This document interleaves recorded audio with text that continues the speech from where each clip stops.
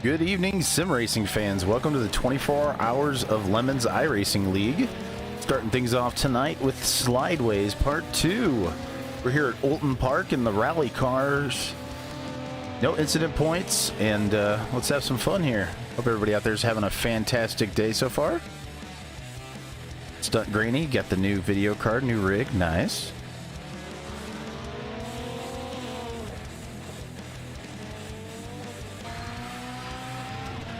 Yeah, we're in the rally cars here at Oulton Park. Got the historic loop, one chicane layout. Nice.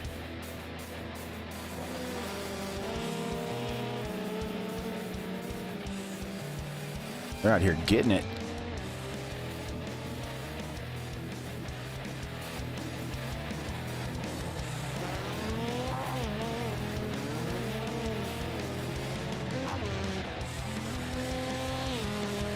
Irby, nice.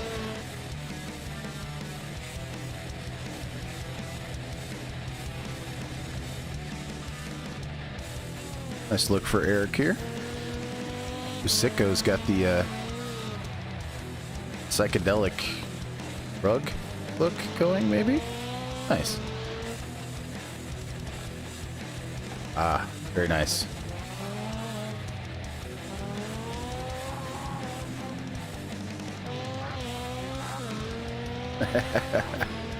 Please no Punterino. Nice. Yellow submarine for David Bryan. Nice. Ooh, don't call it a comeback. Andrew Bana. I haven't seen this gent in a while. Yeah, there you go. Excellent. Good to see you, Andy.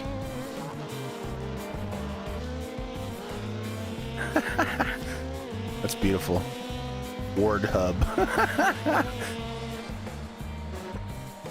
Judgmental voiceover and Shill Academy. That's great. I like it. Speaking of judgmental, I think he's actually here. Hello.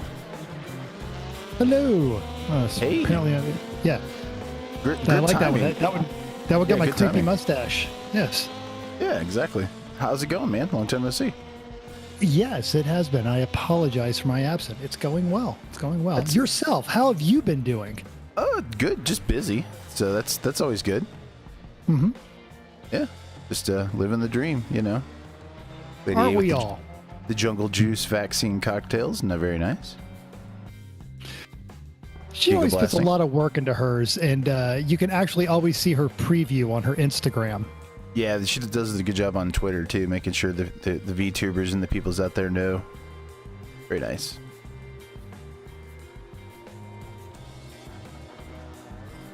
Hey, it's a Subaru. How about it?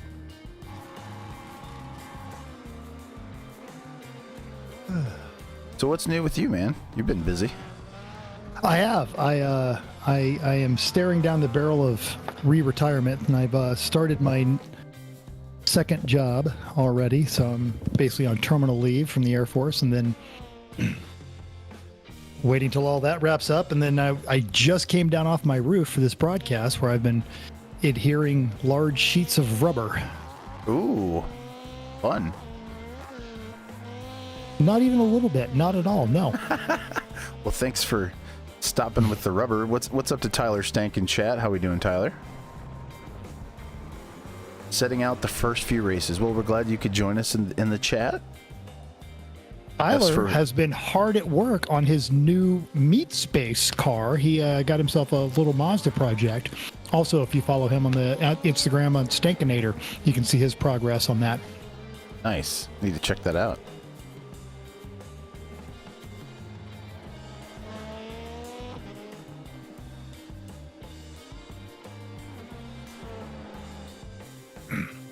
All right, so we've got, looks like the choice across the board was the WRC Beetles. Yeah, the free one usually. That's my go-to as well.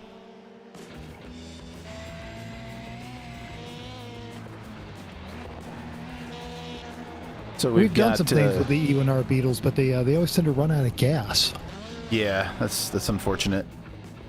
So we've got slideways with the rally cars, and then we're going to do banger cross at the Phoenix Rally Cross with the dirt street stocks, and then we'll have 2 gladiator races at Laguna Seca featuring the street stock and the Pro 2s, and then we'll do a wildcard version of that for our 4th race tonight, which will be the Pro 2s and the street stocks, as well as the Silver Crowns. So shout out to Nate for some good choices tonight. I think Nate is recovering from some type of medical thing, so shout out to Nate if you're tuning in. Hope you're feeling better. Recover quickly. I did not know he wasn't feeling good, or that he was having a medical thing. We just saw him I say a few weeks ago. Now it's probably a month or so ago, but we got to meet him in Meat Space at Pit Race. Very cool. Shout out to Ryan Woodward tuning in from the UK on YouTube. Way to end a Sunday night with the Cheeky Lemons live stream. Fantastic. We're glad you could join us. Ryan, welcome to the party.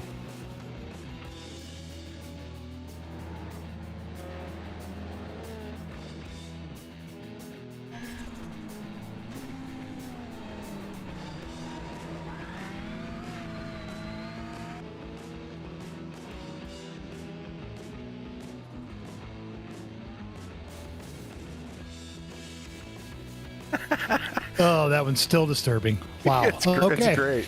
Just a hard cut to your face. It's great. Ron was actually joining us this morning. We were watching the F1 race together. I was nice. Find some place that was actually broadcasting it. I had to go to the new Circa Casino here in Las Vegas to their sports book, and did a little bit of a live stream, and Ron joined us for that to watch me fumble through trying to do a live stream. Yeah, they're fun. Nice. What'd you think of that race? It was. I enjoyed it. I always like watching Monaco. I know that it's hard to pass and blah blah blah, all the things that people complain about with Monaco, but it's Monaco, man. It's just fun to watch. It's you can always follow the history of that track, and you can picture the old cars doing it, and you can't say that about a lot of the stuff on the Formula One circuit these days. Yeah, I watched the historic one like less than a month ago. That was really cool to watch. They had a lot of different era cars out there. That is amazing. I'm told that is actually the one to go to, even more so than the Formula One race, if you have a chance to go there and meet space. Tyler complaining about struggling with brake lines and not being able to get the fasteners off. A torch is a good thing, that's for sure. I genuinely sympathize with all those folks in the Midwest having to fight all that rust, man. I don't do that anymore, and I don't like it. Yeah, no thanks. Sure, Tyler. We don't really care. It's been long enough. But next to the fuel lines, yeah, that'll get tricky. Yeah, you can spoil the F1 race here. It's been lots of hours.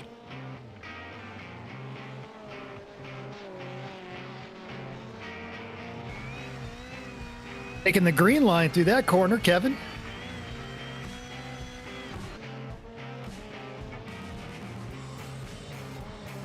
Wonderful. Now, normally that looks like it's brake lock up, but since it's a Subaru, it was just him taking a hit off his vape. Exactly.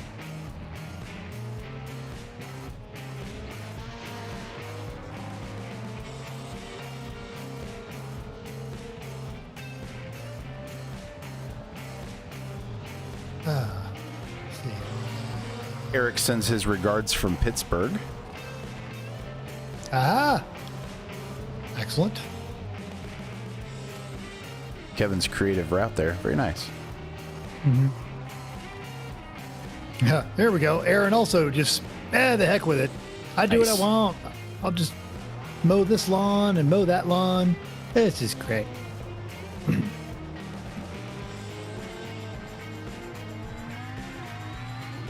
Yeah. Glad to see all the regular players here. Who's this? Yeah. Yep. Jag, you're not alone. Actually, Lewis Hamilton said that exact same thing. Said you're not going to see a lot of passing, and it is because the cars are wider, and Monaco is not ever going to get any bigger because it's just Monaco sized. And yes, but it's Monaco, man. Maybe one of the next iterations of the random Formula One formulas. They'll make the cars small again. Yes, Tyler, the iRacing does have tire wear. I'm not sure about the dirt road tires on asphalt and like how they wear. I've never actually checked tire wear after running a rally car on an asphalt surface, so maybe Tyler can talk about that. They will get greasy. You'll feel it slide a little more. Yeah, that makes sense.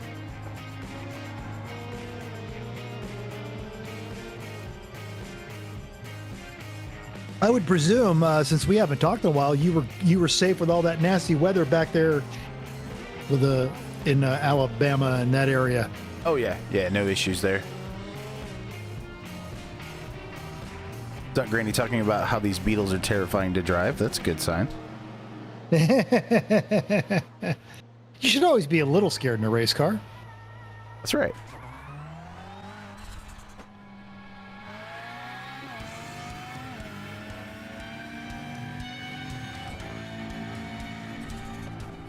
Just this past weekend, with the half of the Apex Adjacent podcast, Ian Peterson, we were in torrential rains in Oklahoma. Ooh. In a Maserati bi-turbo. That was also quite frightening. Pouring rain and boosts that would just come on and go, "Hi, would you like 50 more horsepower?" Oh. I'm not really asking. Here.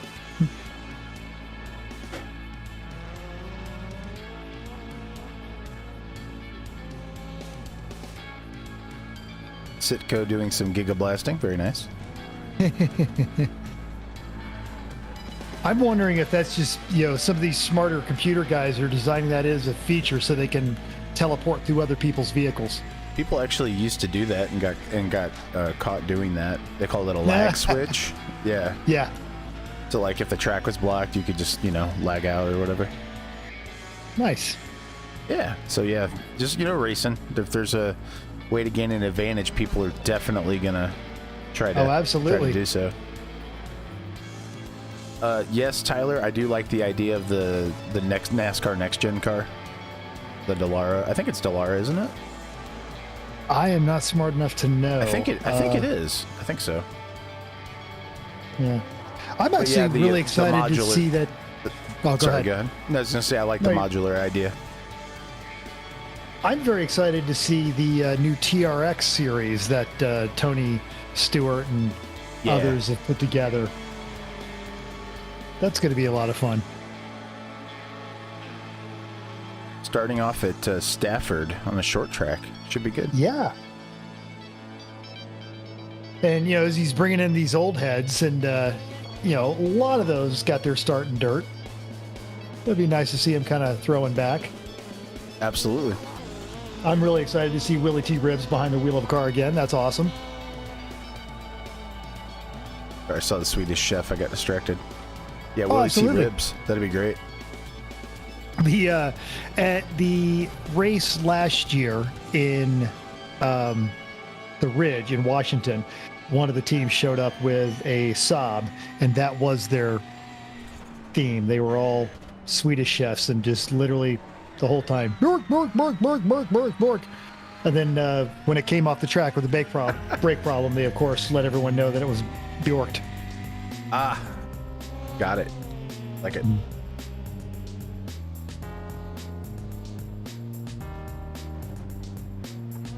Someone needs a disqualification cleared. What? There, I just cleared like 4. There we go. Uh-huh. Thank you, lady. Yeah. Go ahead. Lady, always helping everybody out. Thank you. we on our E1R races on Monday night, several of us just have the clear all hotkeyed to our steering wheel buttons.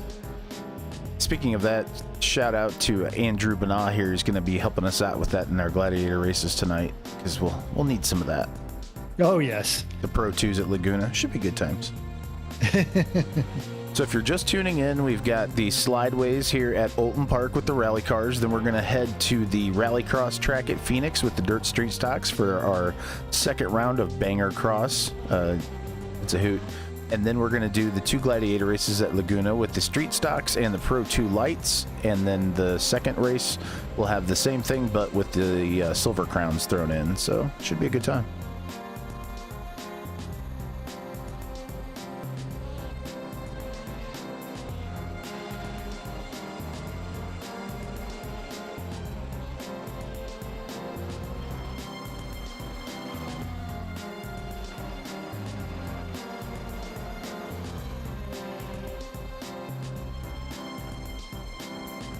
All right. So is it? Oh, no. Okay. Never mind. There's a couple of Ford Foci. Yeah, Foci. Fiesta. Yeah. Oh, so those are Fiestas. Oh, that's right. That's the faster one. Yeah. Yeah, Fiesta RS WC. I should be better with my tiny Fords. It's all good. Okay, Tyler doesn't have a dirt street stock livery, but wants to do banger cross. What should his theme be? Oh, that's a good question. Let's see. Typically, to answer Tyler Shanesy's question on YouTube, yeah, typically on our Sunduros, there's Miatas mixed in with everything else. Yes.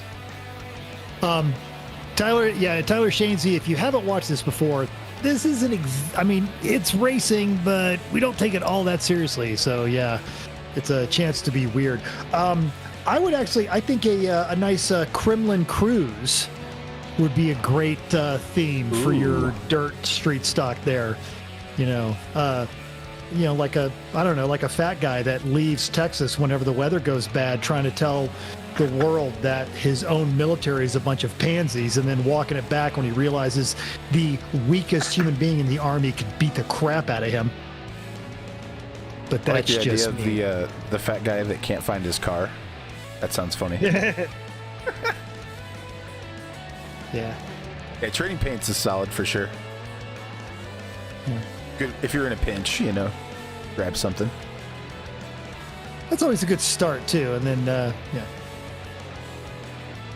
Jared Duclos has been coming out. Him and Matt Sitko both coming out to our Fast Fridays with the next gen cars we're doing on Podium Esports. It's been cool to see them out there. Lady A as well.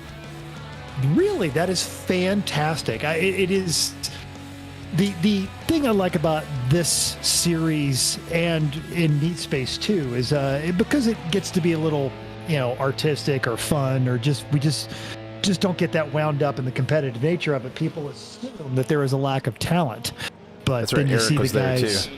My mistake. Yeah, then you see the guys actually racing, and no, they actually do know what they're doing, and they are talented. And it doesn't mean you're not good if you don't take it seriously. It just means sometimes you like to have fun.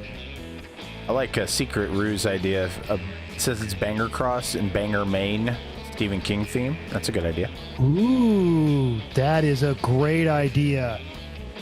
Just scary, dark things. You've got a little bit of time if you actually wanted to go full Christine on it and do it up like the 57 Plymouth Fury, I believe it was. Or if you wanted to go really scary Stephen King, and this is a couple of levels down, make it an 84 Dodge minivan. And some people get that, and they're all going, too soon, man, too soon. But it's still funny. No, Stuck Granny already calling on the Plymouth Fury skin, Christine. So it has been a while. I think the last time I was here, I was driving back from the Sonoma Meat Space race. Yes, sir. Yeah. But hot minute. As always, it's a good time to remind everybody that what they're looking at, everything they're seeing, has been brought to them by Top Flight Computers, advanced racing development. And if this interests you at all, you should check out Nemesis Labs. Hook yourself up with one of their top simulator models. Get yourself all set up with a gaming computer, Top Flight Computers. If you want to try this in the real world, always check out 24hoursoflemons.com. You've got a car. It's got to have insurance because things are going to happen. And that comes down to the Faith Insurance Agency. You got to put tires on it. Might as well be Yokohama's. And if you do enjoy racing, you should check out everyone's favorite entry-level racing podcast, Everyone Racers. New episodes most Thursdays. Occasionally we have to kick it to a Friday, but we usually have a good reason. Man, it's been a while. Good to hear those plugs. Yeah. Tyler, they are probably never going to be able to bring a Lemons Racing to a rallycross tracks. That's the kind of thing that gives insurance people nightmares.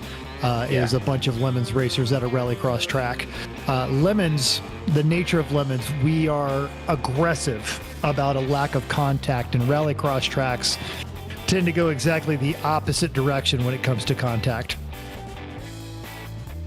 Now, if you are interested in Lemons Rally, they do Lemons rallies, but these are really on the road cross-country scavenger hunts. They are hilarious, great fun, something to do with your buddies who may not even, or your family members who may not even be that into racing, but just do love road trips. You can find all of that stuff at hashtag Lemons Rally, or even follow hashtag Lemons Rally on Instagram and see all the craziness. Got a chance to, we had a grand plan to do the Texas Rattle Traps tour, and that grand plan lasted all of 112 miles until I got to Kingman, Arizona, where our Cadillac failed. So we did the rest of it in a rented car. F's in chat for Mental's caddy. Yes. I'll see if I can find an awful picture of that and get that thrown up into chat.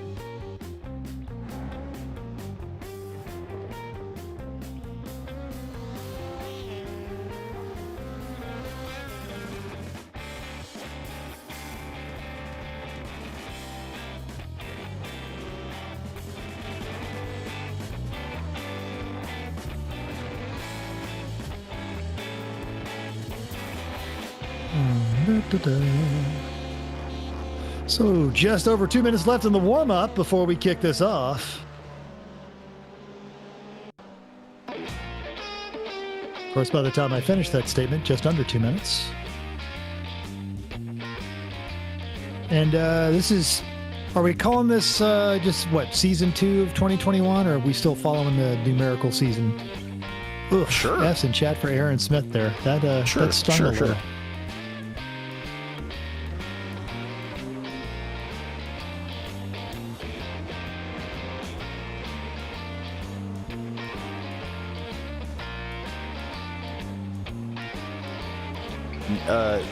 The points don't matter, or I should say the points are made up, or the rules don't matter. What's the, whose line is it?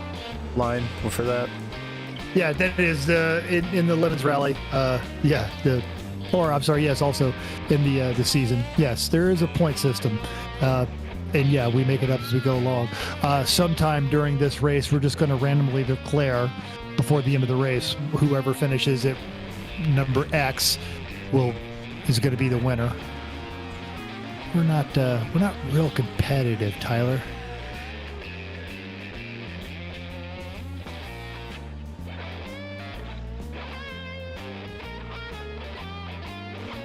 I know we're supposed to be, life tells you if you're not competing, you're not trying. I don't know how all that works, man.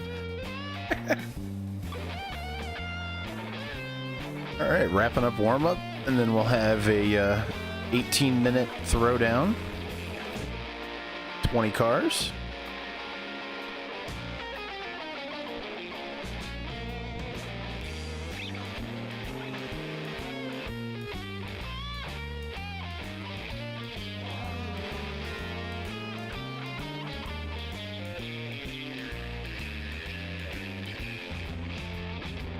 All right.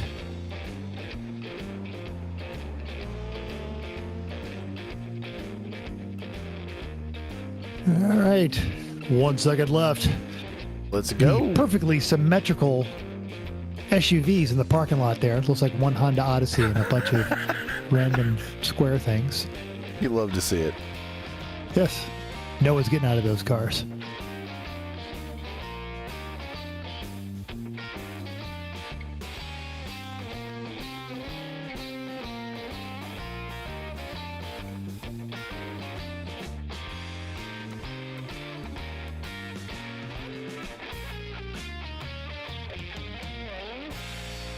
standing start. Always a fun thing to do here in the Lemons races because get out the way, like the song says. That's right. So we got 20 guys kicking this one off. Oh, Nicholas, I hope you do come spectate at the Gingerman Meat Space race right now. I'll be doing the one in the fall. I was originally scheduled to do the first one here, but there was a bit of a scheduling conflict. But that's always a fun race. It's actually a great track. I love that track. Oh, a couple of them going wide early. Already got a couple of F's in chats for that spin. Beautiful.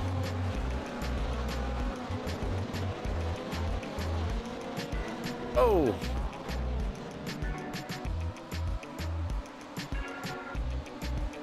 Very nice.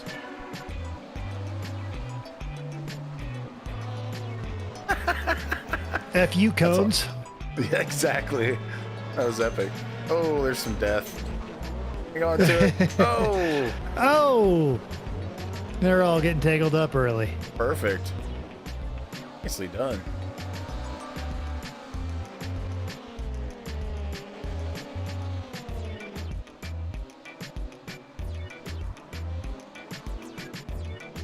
Right, we have one chicane tonight. There it is. Good look at it.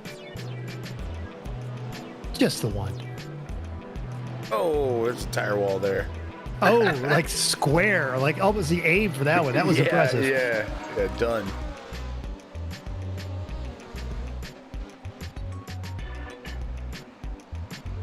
Couple of the Beetles already starting to show a little mush-faced. It's always good. Yes, actually, Tyler, you can do third-person driving with iRacing now as well.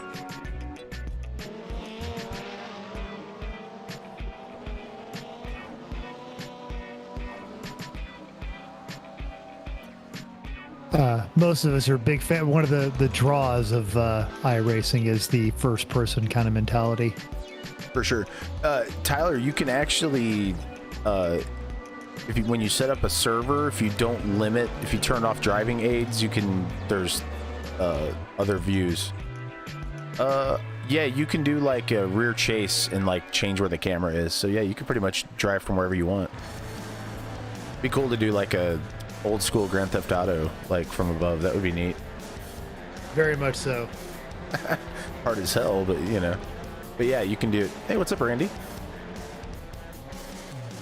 I think Bish is still working on trying to figure out his microphone. He's here. Yeah, time for GTA Online. Nice. There we go. Somebody said hard as hell and I showed up, so that's, you know. Some great Wasn't that the name of your 80s there. action film that you made that no one knows about? I like how in that sentence you limit it to one 80s action film.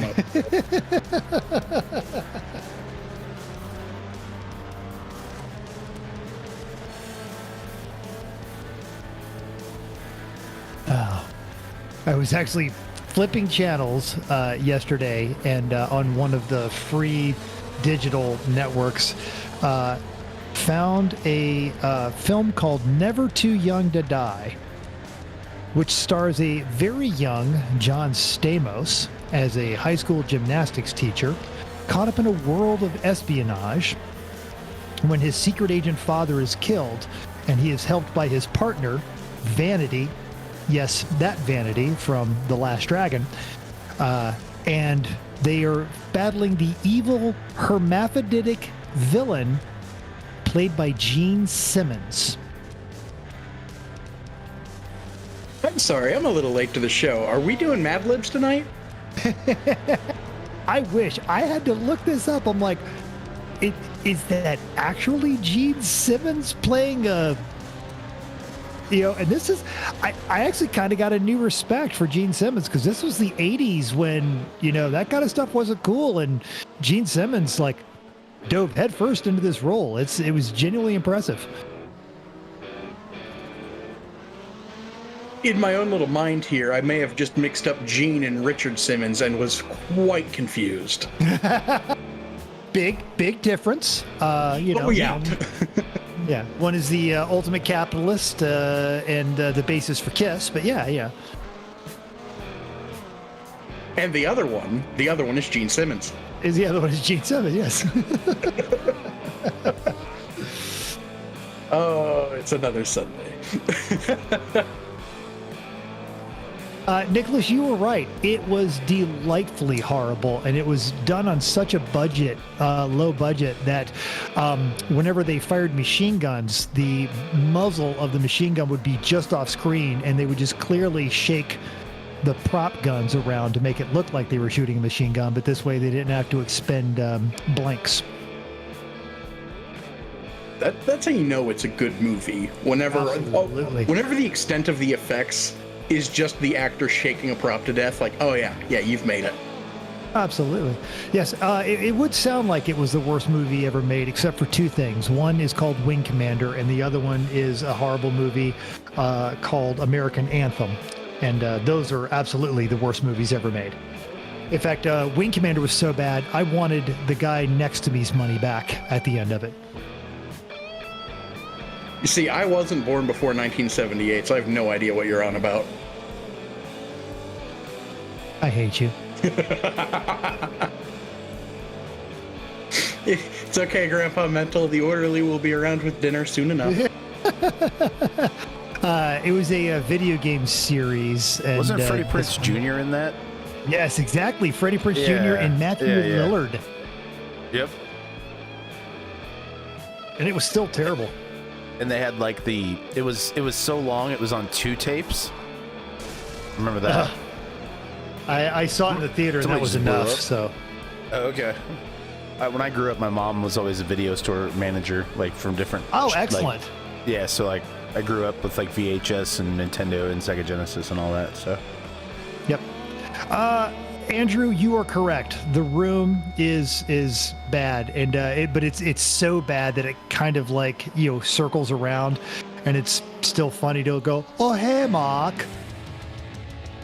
Yes, Colin, vehicle destruction will be enabled. Usually at the end of these little sprint races, there'll be what we call a yeet fest. So stay tuned. In about 11 minutes, we'll load the yeet cannons. I'm really enjoying this whole movie review segment we've got going on. On the flip side of the movies, though, last night I finally sat down and watched Kingpin. Now that you informed me it was on YouTube, and it is somehow better than I remember. It is. It holds up better than OG. It's pretty crazy. And like, I don't understand how there's. Of course, it's going to hold up. Well, I don't understand how there are not at least 3 Kingpin cars at every meat space race. Agreed. Let's talk car movies. If only we knew somebody that was highly uncompetitive at Lemons races and loved doing next level layered themes. I spent way too much time last night looking up 71 through 74 Cutlass convertibles to do that theme really, really well.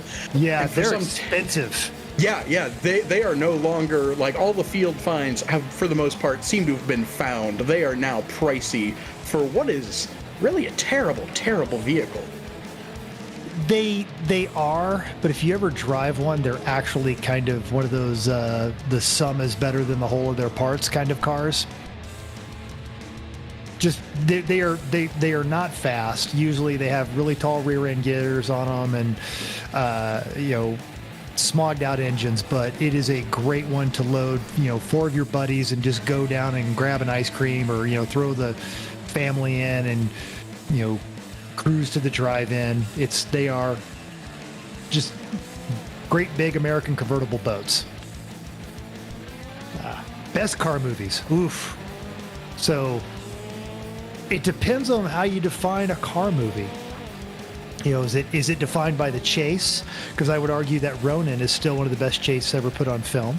And also there's you can find the chase on YouTube, an old Dabney Coleman film called Short Time, where he's plays a police officer in Seattle, and he thinks he has cancer, so he's trying to be killed in the line of duty so his kid will get a big insurance settlement. And in one of the opening scenes, he's in an old Chrysler New Yorker trying to run down a Pontiac, one of the big ones, and the whole chase scene is hilarious, and he's knocking other cop cars off the road because he's trying to get shot, and yeah, that's a great one. So I know a tidbit about that movie. That sequence was filmed last out of all the other sequences because they thought there would be a decent enough chance that, somebody would get hurt or killed, and they wanted enough footage to make the rest of the movie. If you watch the chase scene, I don't doubt it. They probably had to fix that big Chrysler 2 or 3 times because it keeps going, and clearly there's some parts that are out of whack. After it wrecks, and they left the panels dented, but the suspension, still starts to function afterwards. This is an interesting kerfuffle thinking of good car movies, because I think the best car movies are the best because they have cars, but they're not about the cars. The second you make it about the car, they typically get really terrible in a hurry. That is true because they are made by people who don't like cars. Ryan Pelkey, just to let you know, the rally cars. So this is the Lemons iRacing League, and what you are watching is one of our 4 races for the night, and this is the Slideways. So we deliberately take cars that maybe don't belong on pavement and put them on Oulton Park, which is actually kind of a twisty, very tight circuit. Doesn't exist anymore in meat space, and they'll throw down. And then after this, we're going to head to a rallycross track, Phoenix, and use completely inappropriate cars for the rallycross track, because that's what we do here at Lemons.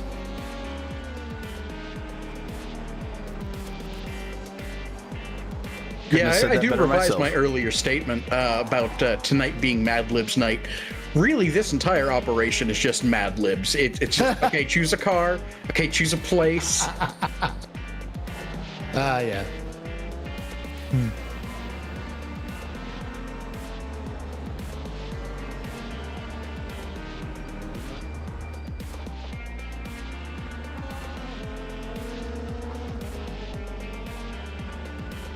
There's another very odd, hard to find bad car movie called Bonsai Runner. And it's I can't remember the actor's name, but he always played the hologram guy on Quantum Leap. But he was the star of this one, and it was about racers that race from LA to Las Vegas back in the 80s, and they've got all these different cars, and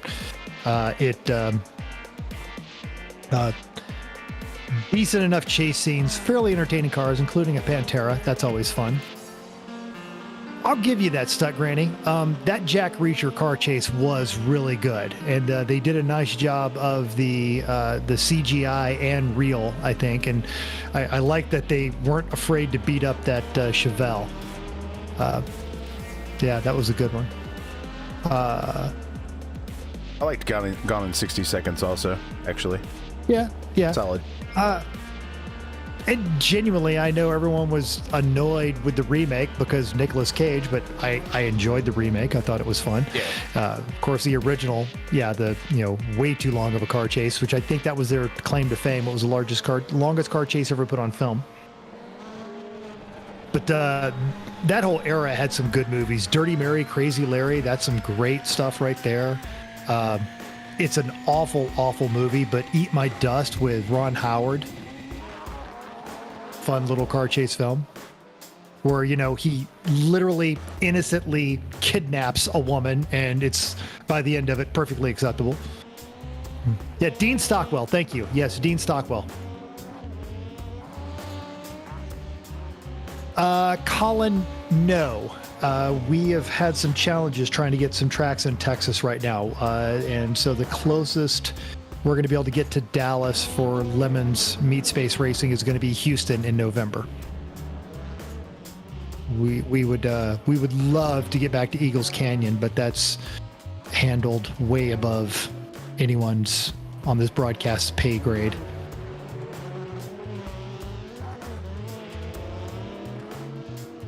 MSR Houston, we haven't gone back to Eagles Canyon. That was my third Lemons race ever. My first time racing with my Oklahoma friends was Eagles Canyon. It's a good track. They still have that track.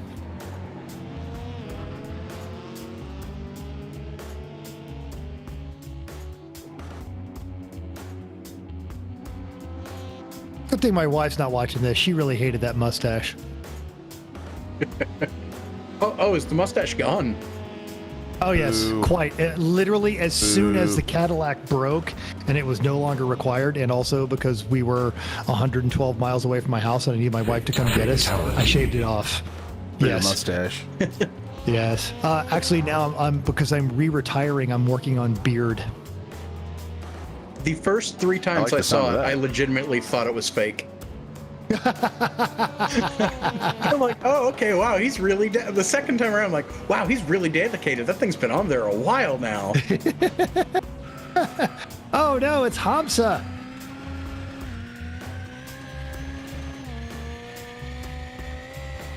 Ooh, what anime in 1995 real recordings of GT500?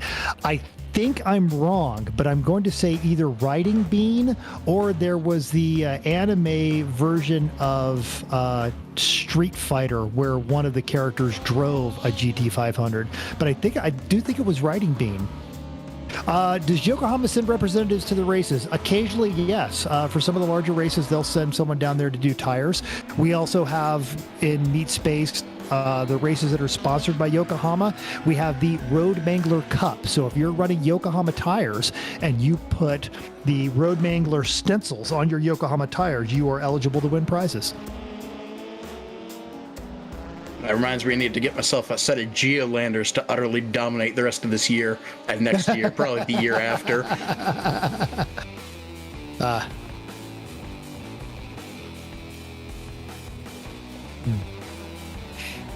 Does anybody else have any idea what anime released in 1995 used actual recordings of a GT500? I threw my 2 out there. I gotta say, I'm not deep enough into anime to really have a an even clue as to what we got here, and we still don't have a real answer. So I'm gonna go with a random movie and say the Santa Claus 2. I hope there's not an anime version of that. Yeah, right.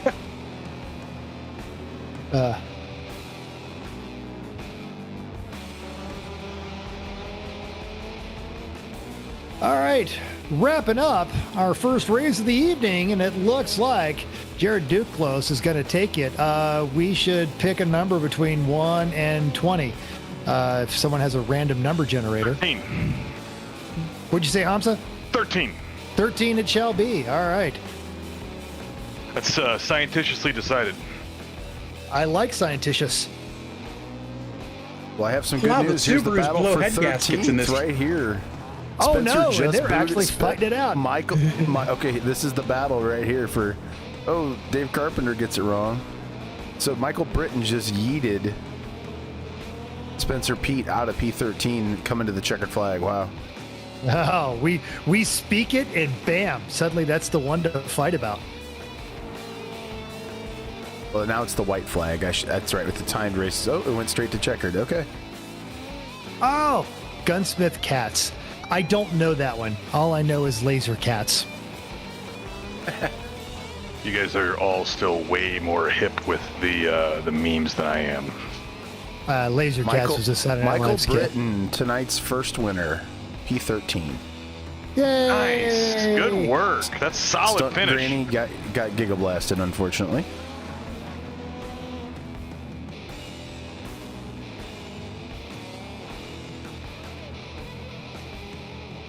If we can find some good yeets before we roll out. Absolutely. Tyler, if you're still hanging around, this is really what everyone comes here for, is the Yeet Fest. Oh, yes, this one, because it's Oldham Park, you can get all the way over the track. Yeah. Launched into the parking lot. Yep. Yep. That's always a fun one. And actually, we don't get a whole lot of yeetage because once you achieve a certain orbit, you get taken out of the system. Yes. That's a result of Fred, the physics guy. He has worse Mondays every day. So, T-Stank's got his Dirt SS paint done. Looking forward to it. Nice.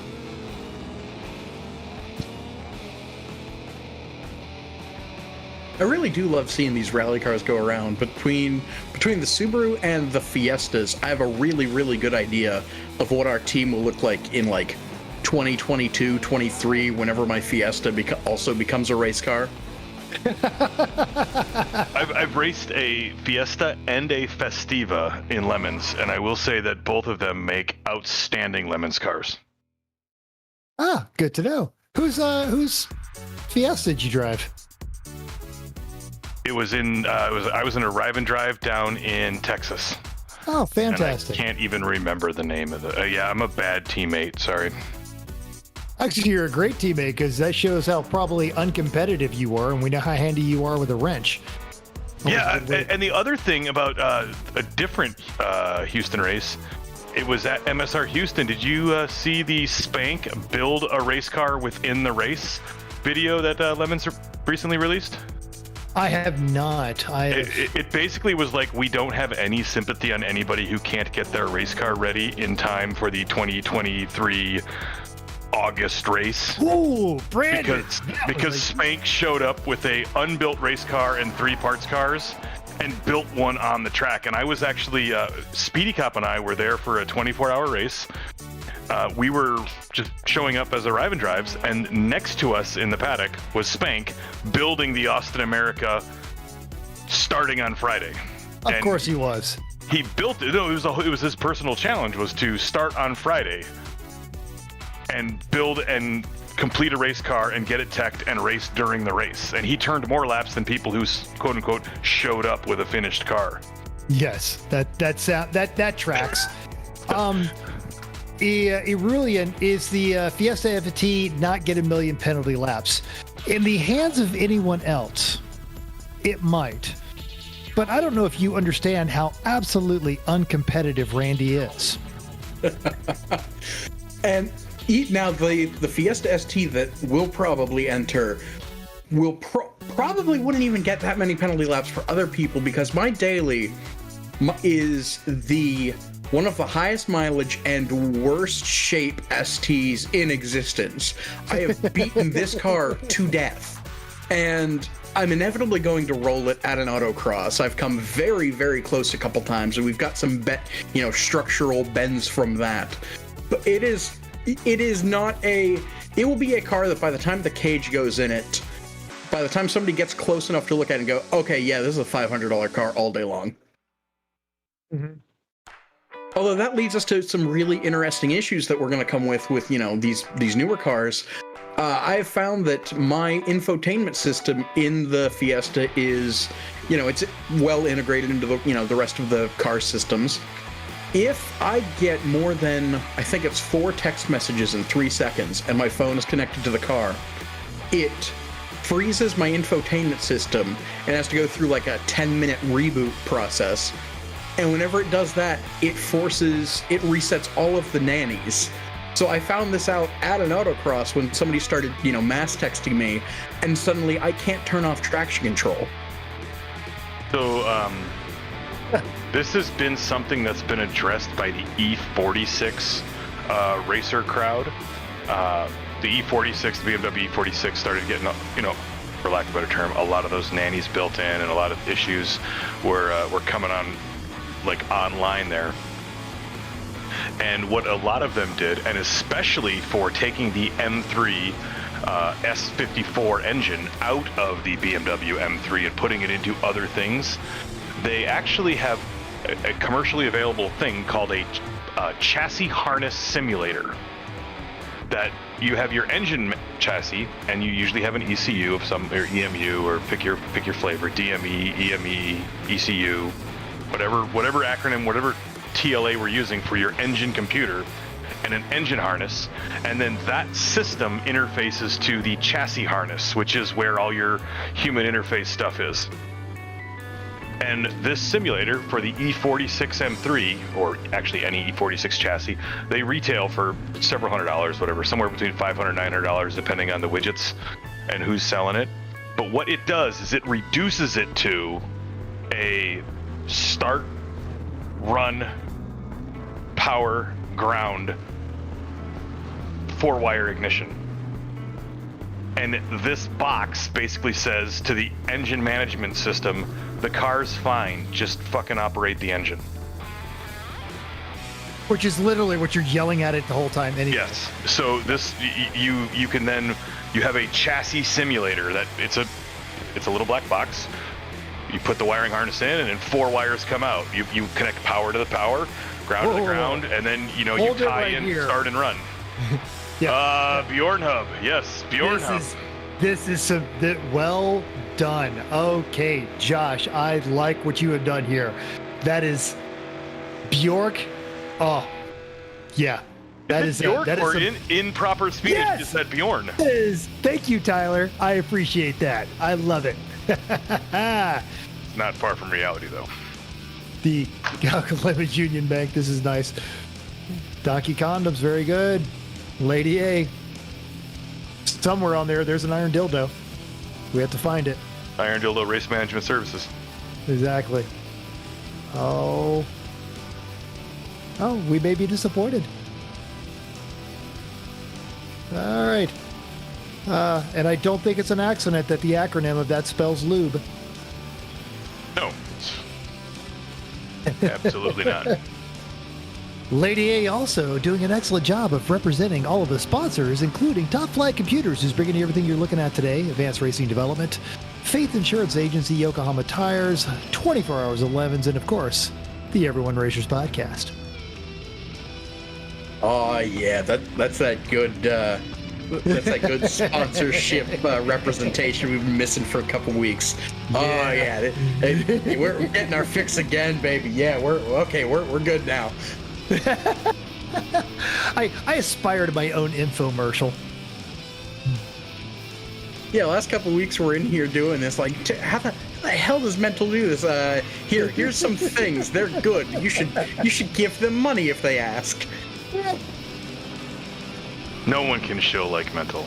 No, it's truly a remarkable art form. I genuinely wish I didn't have morals or a soul, because I would be a very well-paid TV preacher right now. But you can have them removed.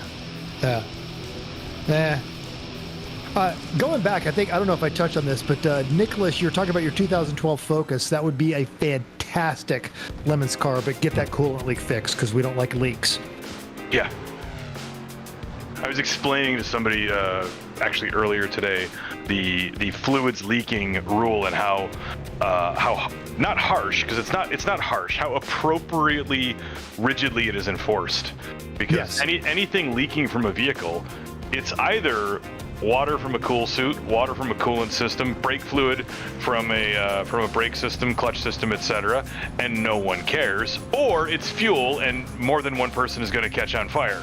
So you've got a sort of error on the side of, if any liquid leaks out of a race car on track, assume it's fuel and flag them accordingly.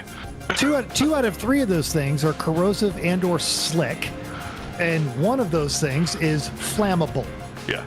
So nobody has tried a Copart Chevy Bolt yet, and I don't know if you're one of the Lemons regulars, but there is, as we speak, a $50,000 prize for the first all-electric car that wins overall at a Lemons race.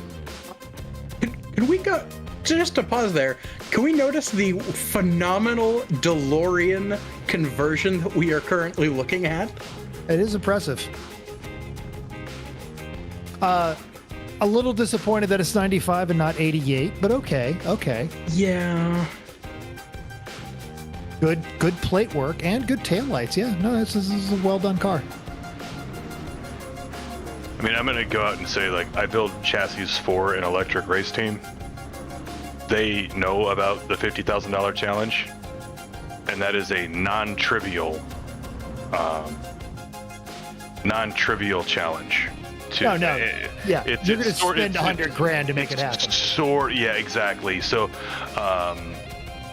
they know about it. Everybody sort of ran the math, and at the back of the napkins math, if it's not for a PR stunt, today's technology doesn't make that like remotely viable. However, that said, no one said it's not. With the proper application of a checkbook wrench, it's entirely doable. Absolutely. It's just whether it's viable as a business proposition or not. Or just enough really smart people who hate an unanswered question. Well, no, the question's been answered in other places. It's been answered. Can you do it for 24 hours? But it was. It doesn't even have to be 24. Well, 16, 14 and a half. And if you, if say 14 and a half, you find the right race with. It's the problem is that you have to perform at the Class A overall winning speed for 14 and a half hours, and when you which run is hard the numbers, enough to do with a gas engine. Correct, and like Entropy Racing's electric racer, it'll do 140 miles an hour flat out for 20 minutes straight, and then the battery change is 2 minutes. Yes. And the problem is it's the driver out of the car, driver in the car rule. So we ran the numbers on it. If we can do a non-driver swap or non-driver out of the car, then we can do that battery change in 20 seconds or less. But taking the driver out and putting the driver in while you do a no flammable liquid swap is an unnecessary thing within the rules. So it's going to take a rule change to make it electrically viable. This is also an excellent alpha. Therein lies the rub. Yeah. Oh yeah, absolutely. I agree with it too. I think also one of the advantages is the Jet Electra that ran CMP. You add into the mathematics of it, if you would have the ability to run your car during Jesus hour. It still doesn't matter. We've ran the number. It still doesn't work out. Okay. You need that, and you need driver in the car, driver change. The current battery swap, is a pretty awesome battery swap. You jack the car up twice, but it's not kind of in the order you think of. The batteries are unbolted in the up position, and then the car is lowered, the batteries are wheeled away, the new battery pack comes in, the car comes back up, the batteries are bolted in, the pack wheels are removed, and the whole thing is lowered back down. So you do a up, down, and the car's ready to go. So it is reduced to 10 seconds of swap time plus the time it takes to jack the car up and down twice. So with race jacks, that's a 2 pump up, 2 pump down, 2 pump up, 2 pump down. Yes. So to answer Nicholas and Aurelian's question, yes, the battery changes fueling, and also one of the safety handicaps that's going to be placed on an electric car is that cannot be done in the hot pits because they do not have the firefighting equipment for a battery fire. Which is another. So we use lithium iron phosphate batteries, which are put out with water. We have videos of us lighting the battery pack on fire. We have video of lighting the battery pack on fire, flames coming out, and holding a half-gallon beer pitcher of water, the plastic one that you make your coffee with. Yeah. And putting the fire out with ungloved hands with a half-gallon of water from the coffee maker pitcher, pouring it on the battery pack. Have you considered taking that video and sending it to Pagel to see if he would be willing to relax the fueling rule? It's already fixed SCCA. It's already fixed NASA. It's already fixed the Pikes Peak electric hill climb. So Lemons is sort of the last to adopt. So the pros are like, well, we're not really in it yet. Like the race series, the challenge isn't in it because it's not worth A, $200,000, and B, it's not worth the back and forth for what is ultimately not worth it. So they could do a lot of wrangling to get like, cool, no one cares. They're like, we've got the press from other places. Yeah. So it's this catch-22 right now. It's not at the endurance level. Yeah, it's so like a lot of the myths of battery-powered cars are gone for the battery-powered electric race cars. Like, yes, you can't put a Tesla out with water because it has LiPo batteries, but lithium. So you've actually, Mental, you're an aviator. So aviation batteries are wonderful. This is a aviation batteries are lithium iron phosphate because they're non-explosive batteries. Well, we literally use lithium iron phosphate aviation batteries from the aircraft industry in the Entropy racers. My aircraft still uses lead acid batteries because modernization is a thing too. Yeah, you would think, but no one wants to spend money on. And it's in less than a week. It's not my plane anymore. So really, it hasn't been my plane for 6 years. So the point still stands. Oh no, and I'm down. Yes, no, and I am joyously leaning into my second retirement. There is one way to win.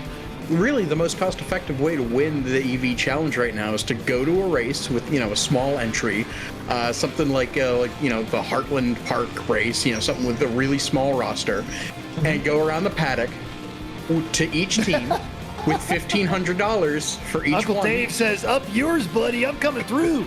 But yeah, you just go to each team with $1,500 and go, "Here, give me your transponder. You go race. Just give me your transponder." And if you see us pit, you pit just in case. Yes. That doesn't seem quite in the spirit of competition, but I like it. Hey, but it's in the spirit of the rules. And if you win, you still win. Was it somebody trying to buy the Drivers' Championship by entering races that they had no intention of showing up at? Or like the gang that ruins the national championship. Oh, those guys. Don't get me started on those clowns. Yeah, don't get me started. Bunch of jort-wearing Corvette fascists. Fascists, really? We went with fascists? Straight fascists. That seems like a big leap, Mental. I'm just gonna throw that out there. Like, that was a big step over a little creek.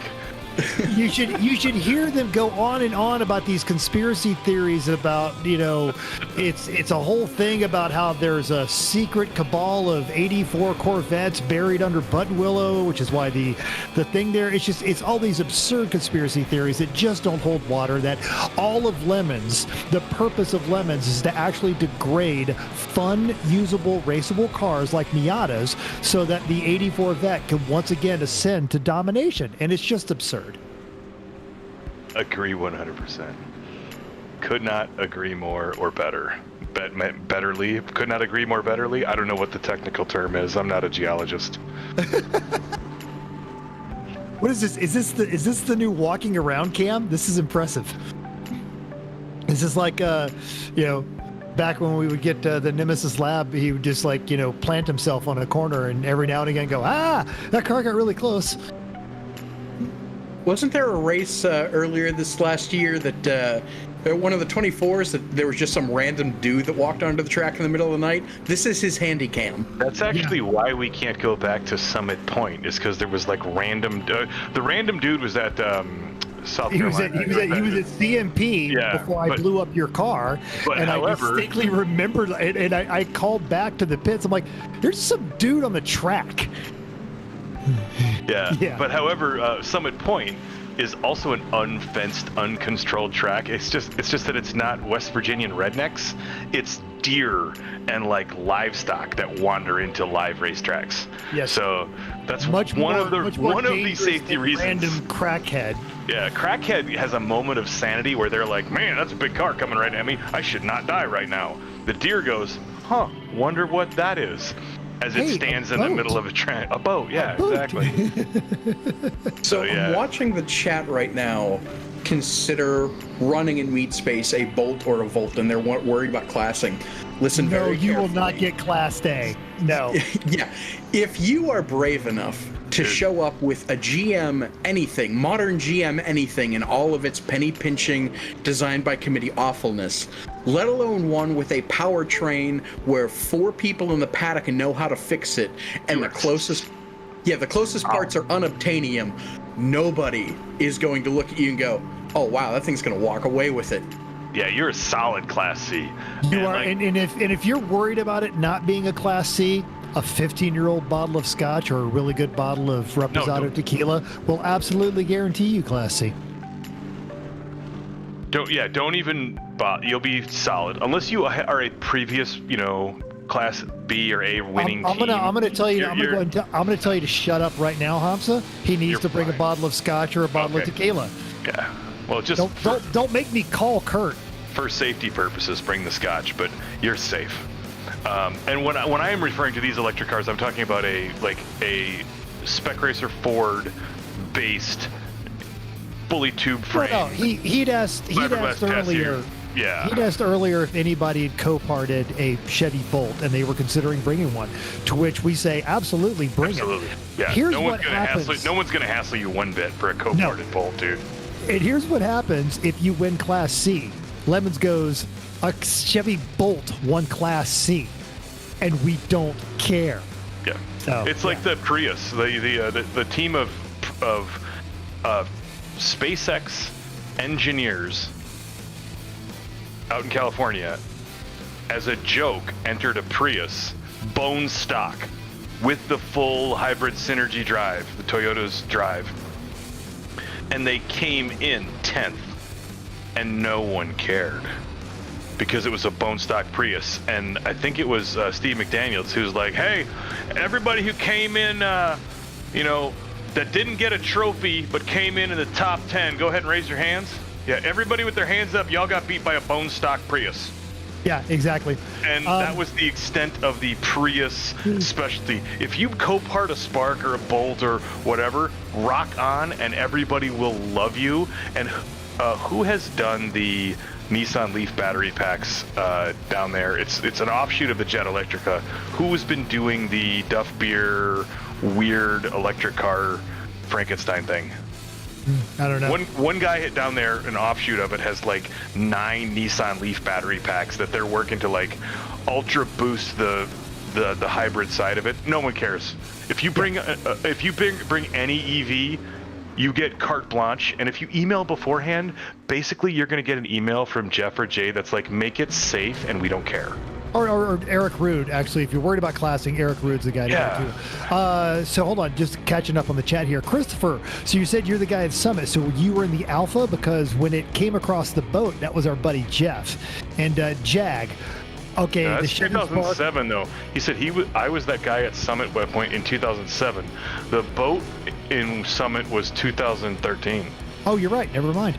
But Jag, talking about your Chevy Bolt Spark EV with 4,000 foot-pounds of torque, oh, you actually think the horsepower and torque is what wins these endurance races? That's so cute. Not burning up your clutch wins it. Yeah. No. Let me tell you what will help you do well. Bringing your engine, your race car that has done like 12 or 15 flawless races, and it's so reliable you don't bother to check the compression between race 13 and 14.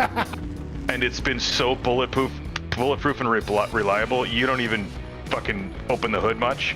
You just like, of course it's good. And then you build your spare powertrain because that thing's so reliable that you're like, man, if anything happens, we're just going to do a full powertrain swap. And then hand the keys to that reliable vehicle to a guy named Mental. And you swap your clutch plate on your spare powertrain, your brand new Sachs clutch, you put it in backwards. And because it's your spare powertrain, it doesn't get a driveline test. It just gets built in an engine stand and then nicely wrapped up and stowed away. But you don't know that you ostensibly pulled the pin on a hand grenade within your spare powertrain. And then... I was not around for the spare powertrain. That was all you. I just blew it up. Of no fault of Mental. While we blame Mental, it was not Mental's fault. We have fragged that engine for years. And Mental just happened to be in it when it gave up the ghost. And Mental, it is no fault of Mental's. While we will still hassle him, yeah, he was just in the car when it gave up the ghost. So Mental, and there were the 4 pit stops where I kept pulling in. You kept saying, "It's fine, go back out." Yeah, so we just beat the hell out of this engine. We warped ahead. We blew a head gasket, and then went back out 3 more times on a blown head gasket, and we solidly warped the head. And there's no bad blood or anything. This is all on me. So it's done. We're like, man, it's got to be that. So let's swap in the spare powertrain. So we swap in the spare powertrain, and it is like, it goes in, some part swaps. Anyway, a couple hours later, we got a brand new powertrain in there. And on first crank, It sounds glorious. We let that clutch out with the clutch plate in backwards, and it welds itself to the input shaft of the transmission because of bad geometry. And then we spent the rest of the weekend flailing and crashing because it had like friction welded itself with 270 horsepower. It had just seated itself and sealed itself. I ended up cutting and grinding it off of the input shaft at home after the race was done. So I just got liquored up, and Mental went on to go to the other race in the 24-hour window, and Chris got in the Sorry for Party Racing Failbird. Everybody had a good weekend, but dude, no one cares. You're gonna bring in an EV whatever with 9,000 foot-pounds of torque at 67,000 RPMs, and it's turbine powered. Dude, rock on. It's your prep that does this, and even after doing this for like 9 years, I failed on prep, and we got 2 hours into a 24-hour race. Let's go with prep. The car that took 6th at NOLA, the Ford Focus, the no step on Eric Ford Focus, 6th overall, 41st fastest lap time out of 60 cars, because they just kept it on the track. Couldn't agree more. Yeah, endurance racing is not a racing. It's not a speed question. It's a project management exercise. Oh, 100%. Yeah, it's consistency and just being smart.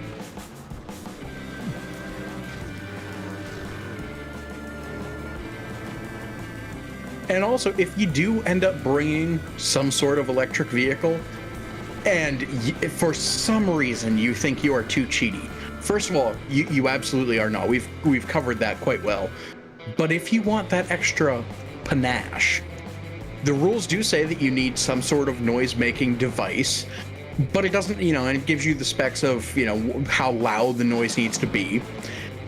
If you just, had some exterior speakers blasting Electric Avenue for 14 and a half or so hours, that would take care of any classing qualms there could possibly be. Right. I would probably bet a kidney upon it. If you feel that your open headers might put you over the 85 decibel limit, install a sound system. It's the grown-up version of, if it sounds wonky and there's a rattle, turn the radio up. It's that if your open headers might put you over the dB, like red flag system, install a stereo. Well, I think actually got out of a ticket like that for the electric car, because if you're worried about your cheaty electric car. Oh yeah. If you go with a 9 Cat or the Christmas Story. Ah, there we go. Tried to go 3 wide through there. That didn't work out very well. Well, yeah, turning up the stereo to muffle the exhaust. I got out of a ticket like that once. I had an old 91 Subaru Volkswagen that, and I was leaving class with it in college, and there were a couple of Pennsylvania State Police in the next parking lot over. And I'm sitting here in this wagon with an inspection that was out at some point in the past, and open header exhaust on both sides. And so I'm thinking about how do I do this? How do I sneak past them with this literal fire belching monstrosity? And I've got a 15-inch sub in the back, so I put the windows down, and I turn on the Van Halen hit Hot for Teacher. And I just crank that opening drum solo as quick as or as loud as I can. Ginnard wrote that song about your mom, didn't they? I mean, naturally. But you were blaring it regardless. Yeah. So I'm just blasting, and then I fire up the car, and at low revs, it sounds just like that drum fill. So I drive by and I wave at the cops like, wow, that dude must really love Van Halen. It's Pennsylvania. Those state troopers also love Van Halen. Oh, naturally. Man, you play some Skinner following that, they won't they won't get you out of tickets. They'll give you money when they pull you over. Yeah. Legal to bring a giant commercial generator in the pits and run it to charge an electric car? Yes. Totally legal, totally been done. You run into a couple problems. You're going to want your giant commercial generator. You're going to want to get a pit that's off in the far corner in the back 90 to make sure your giant commercial generator isn't parked next to somebody's tent where they're trying to sleep in the tent. Because they will murder you or put sand in the tank. Yes, they will rapidly make sure your commercial generator is shut off for you for your safety purposes. No one's going to sabotage it. You've got 900 mechanics and you're keeping 5 of them awake all 24/7. They're going to walk out and shut it off every time. And then they're going to hack the computer control system that's in there, and they're just going to make it auto shut off every time you start it. Like, yes, it's legal. Who is that? Is that Iruian or Leruian? Yes, it's legal, but you're going to actually want to take extra special steps to reserve spaces away from people, or discuss that is what you're doing, and then Trax may give you another parking lot to run your generator in while you do your maintenance in another area. So you may be shuttling battery packs from an off-site place, because if you want to run your 200 kilowatt Cummins diesel generator nonstop, they will let you do it somewhere else. Our very, very first Meat Space Lemons race, for Sunday, we had a dedicated generator, and by that I mean we had like a 1995 Crown Victoria that idled for 12 hours, because with every driver change, we lost our electrical system the day before. With every driver change, part of it, every 45 minutes, we would take the battery out, swap it between Crown Vic and Pinto, and that was our Sunday pit stop. We forgot to pick a random winner, so congrats to Aaron on that one. Yeah, or somebody pick a number between 1 and 16. Yeah. I don't have it up. 12. Yeah. Let's see where. Yeah. Who's 12? There was a team a number of years ago running in Texas that used to have a gas-powered generator in the back of their RX-7. That was awesome. To run an air compressor, to run a pneumatic arm for a giant 4x4 sheet of plywood that would act as a spoiler every time they touched the brake pedal. Yeah, the more Rube Goldbergian your setup, the less flack you're gonna get. Also, Bearded Sim Racer, there is a picture of the failed Cadillac from myself and Dr. Florida Man in the chat, in the text.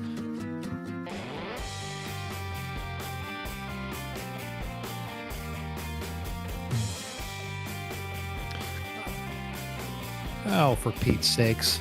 All right, I'm not very smart. Also, for those of you bringing generators to Meat Space races, this isn't very apparent, or it may not be at first, but make sure the governor works where it is a steady state and steady speed governor setup.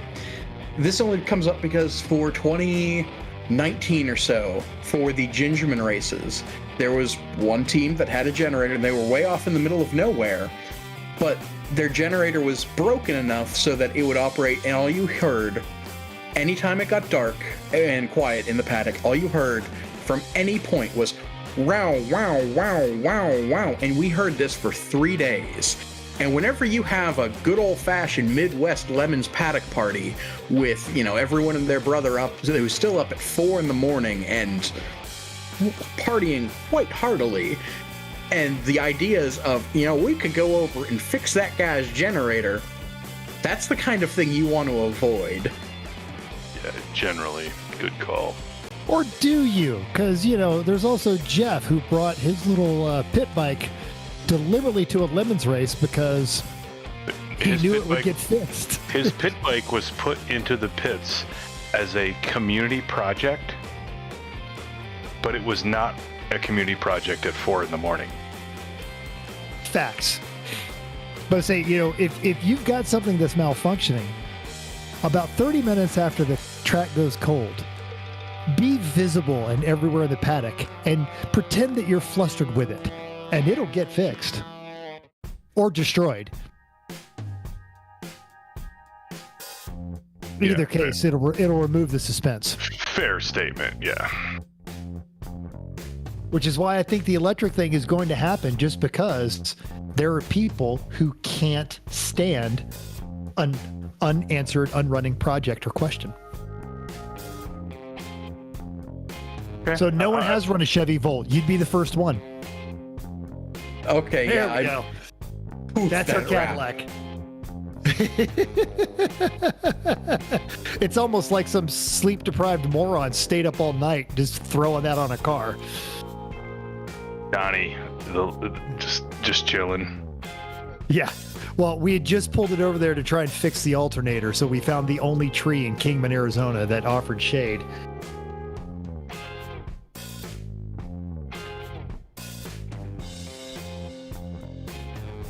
Now we head to California.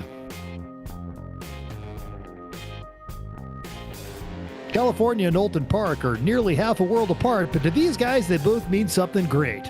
And that's Lemons iRacing. Already here at Laguna Seca, we're seeing the trucks just do truck shit.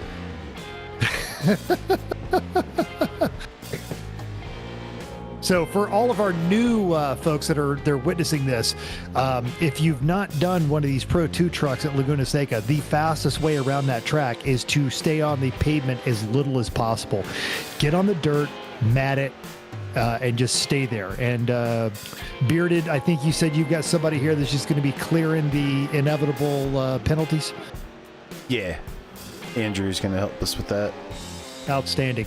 Before we get started, because we've got 13 minutes here left in the warm-ups, Randy, pick a number between 1 and, let's just say between 1 and 20.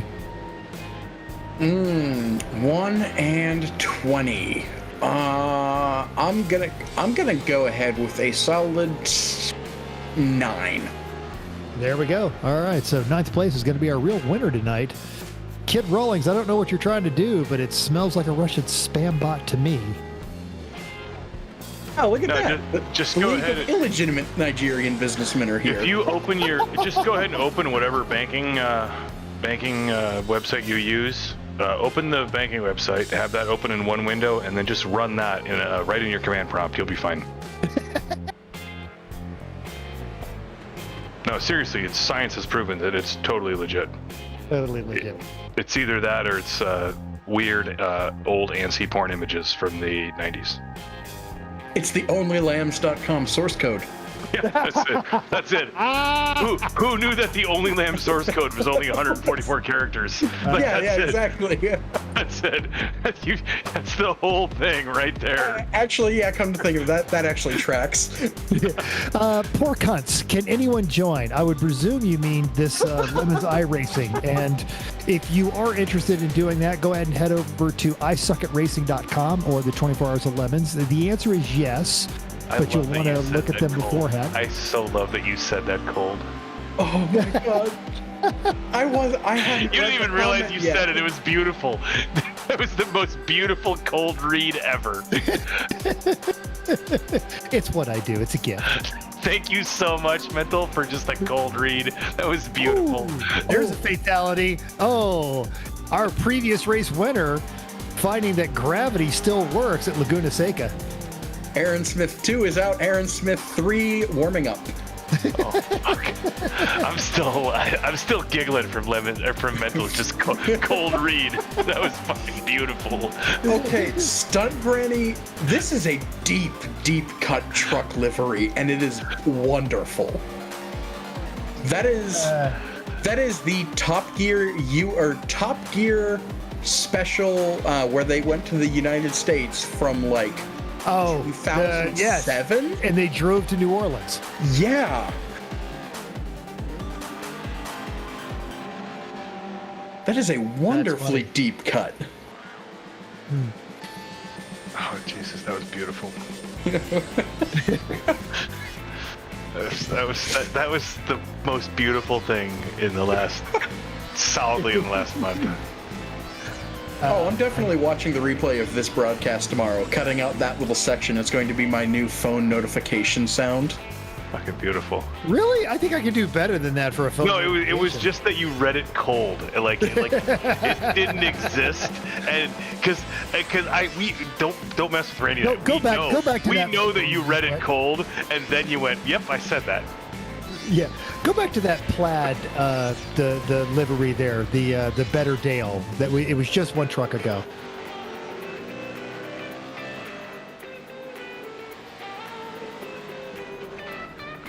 No, it was like the plaid with Dale and Dale. Yes, exactly. Because I'm about to overrule our random number generator and just declare him the winner. Yeah, that's pretty fair. I'm not gonna. Because it is. Oh, great! We've got Tyler with the Bushlong. Yeah, boy. There it is. That truck right there. The looks like a. Is it a 888? 000? What am I? It's good either way. No, dang it. Okay, no, that's the way. It's. We got to find that truck. Yeah, we'll find it. We'll get the boys. Short hug. This is Josh. You are on fire. You have really stitched this across all three races. Very well done. Very well done.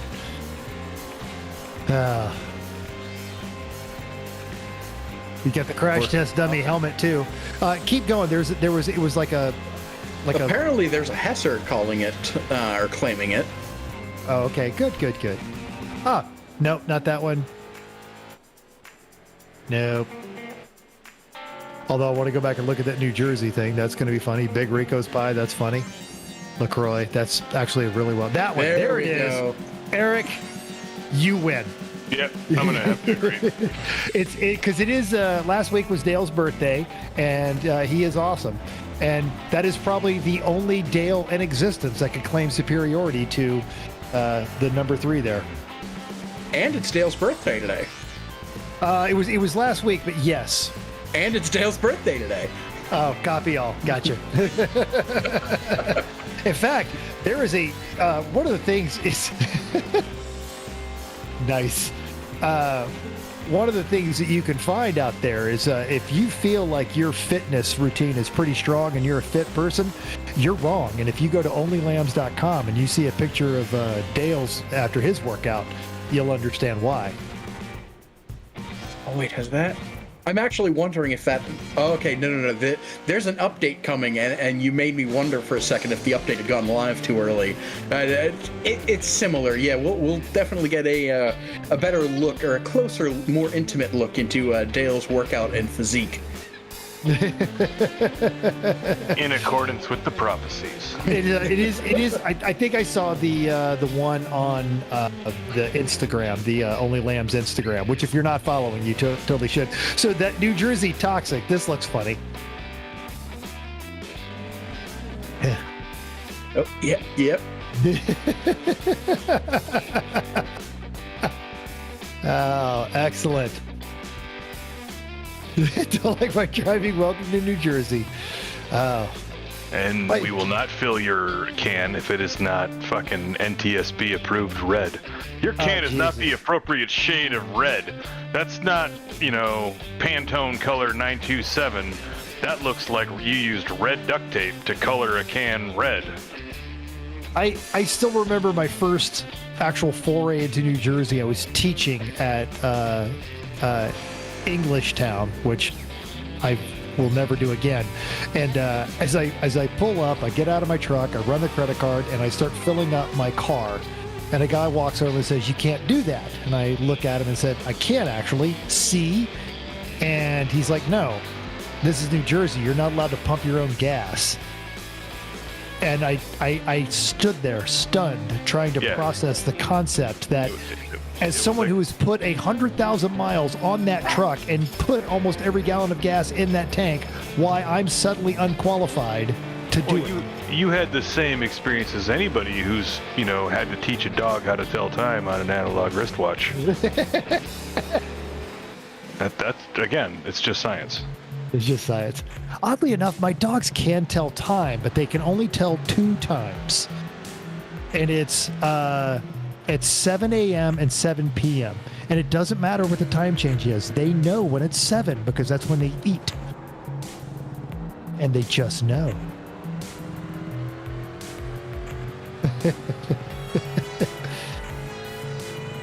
I see where it says Jesus take the wheel, and I just read it as like when you're really annoyed with your pastor and you go, "Oh, Jesus, just take the wheel." Pastor. What is that? I'm not sure.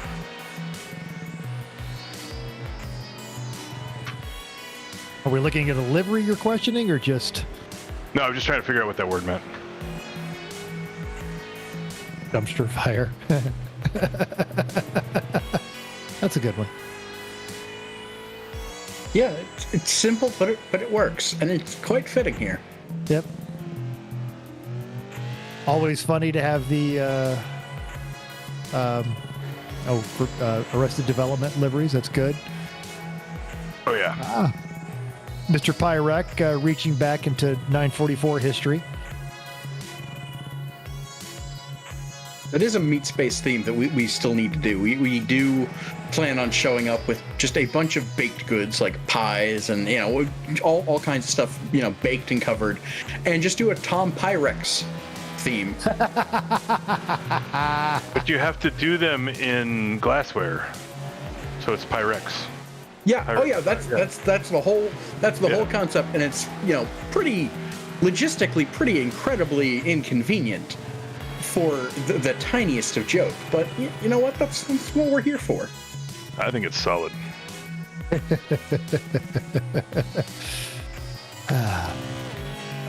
As I do most nights when I'm, you know, in my office, stuck to a screen, watching, you know, some stuff, and I'm commenting, kind of cleaning things up.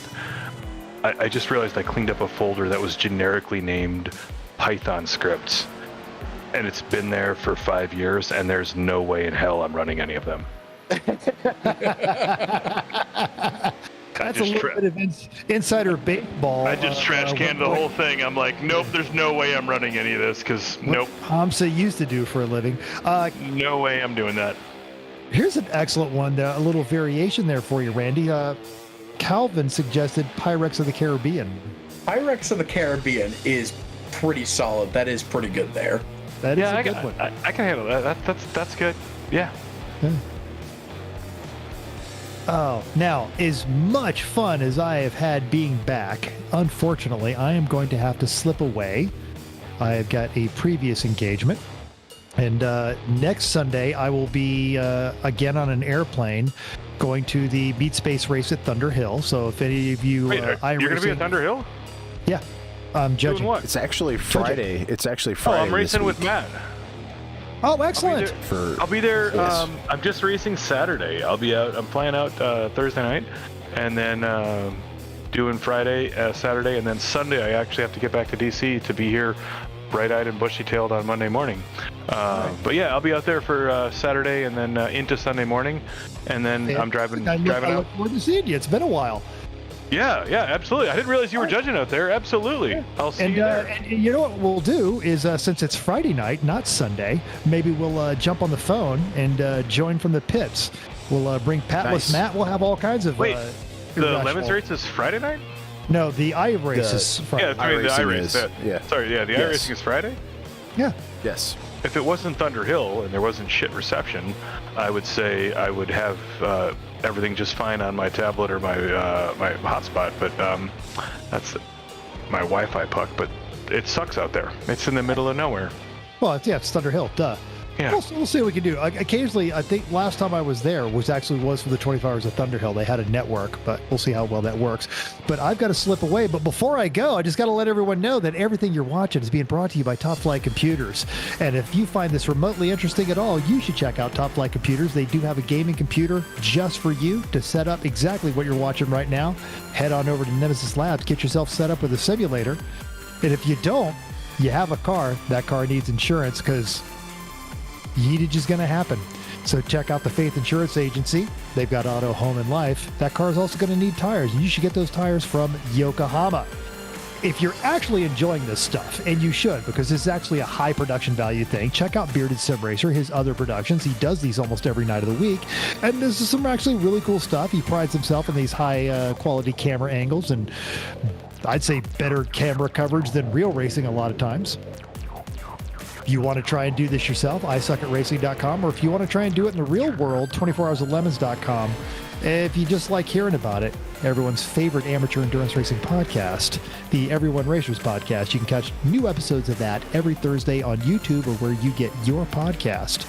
I am going to slip out of here and leave you with your very capable commentators, Randy and Hamza, and they will continue. And if they get a little slow, feel free to throw a random sci-fi reference into the chat, and they will pounce on that like my starving chihuahua on a beef jerky strip. So it'll be entertaining. Beautiful. After that.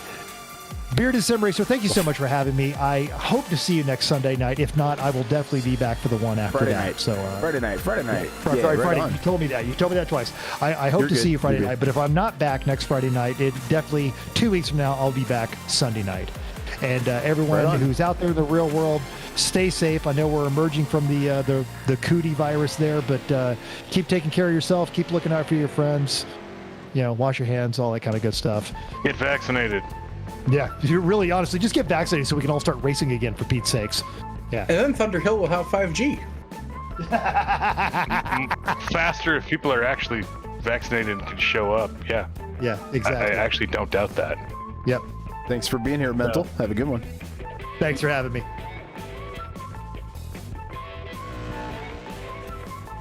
Oh, that man is dead. Dead. D-E-D, dead. Oh shit, he's not going to be in Rush Hour 3. No, not gonna make it. I feel like we don't cover Rush Hour enough, Plus, really, in this podcast or in life.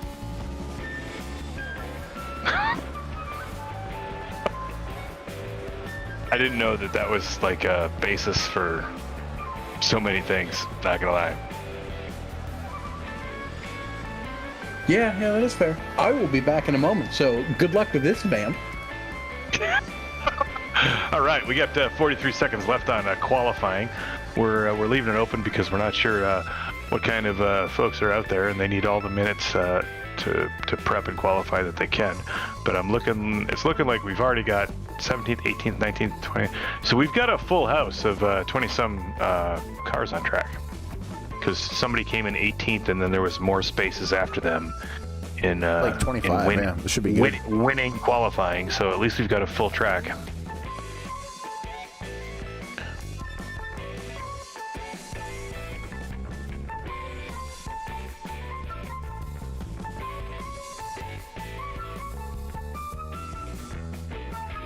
How big is a current install of Anaconda? Let's find out.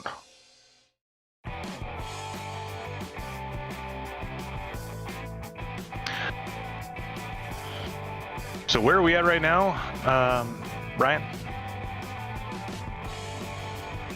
We are out in California. We're in Southern California. What are we at?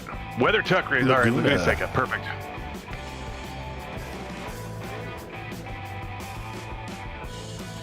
Let's go racing for 20 minutes of fun, and then we'll do this again, but also with Silver Crown cars.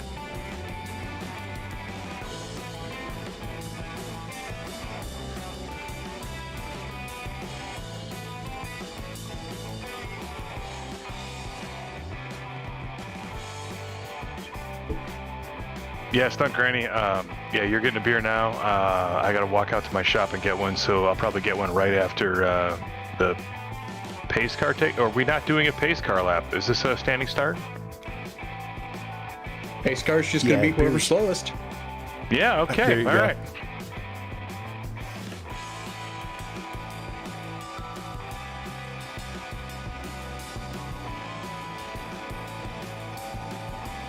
Yeah, Mr. Pork, Mr. Hunts, that is literally the winningest username ever. Thank you. It was cryingly funny. Excuse me, Mr. Pork. Yeah, that was stunningly beautiful. And Mental's cold read of it was just, that won the internet tonight. Yeah, it's like, oh, I know these words.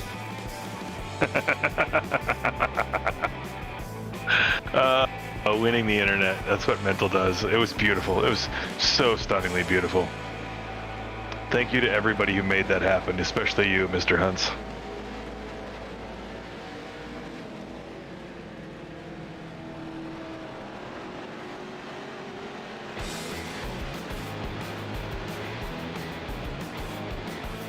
Oh yeah, there we go. Just a show of F's.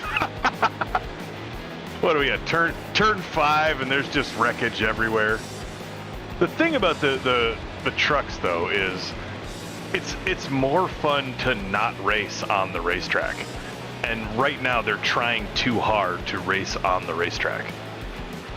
It is so much more fun to just go like, meh, I can go anywhere. There we go. Now we're picking it up. That it's settling in that for the trucks, the track doesn't matter. Yeah. For the truck, you can take any line in the truck. You know, it's the truck can use lines that are so crazy you typically only see them on a mirror at a Rick James house party. And if somebody's clearing the black flags, your only track is the limitation of like the physical barriers, the walls and tire walls and posts and whatever. And as soon as the race, like all the racers figure that out, then it's going to be really quickly game on. Because if there really is somebody clearing black flags for the trucks, then the moment they realize that it's all holds, like our fair game, no holds barred, it's going to be glorious.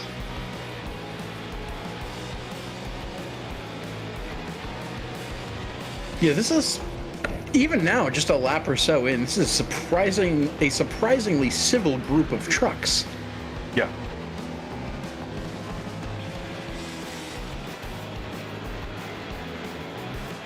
Some of these are, and we'll probably see it later, but some of these races, whenever the Camaros and the trucks start to get together and they realize that they can murderize each other, then we start to get into some real entertaining content.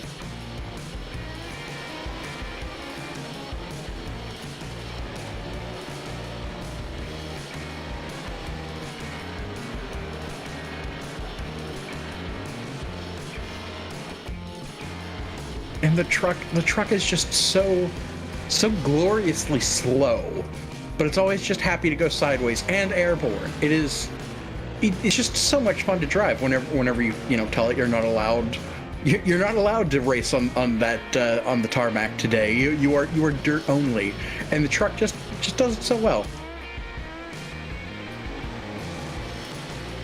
And as Stunt Granny is finding out, you do, and kind of a downside, you do end up on your side on occasion, and you do end up as part of the Turtle Club.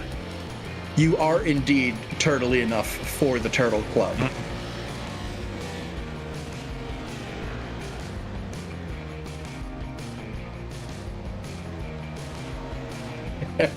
Hey, there we go.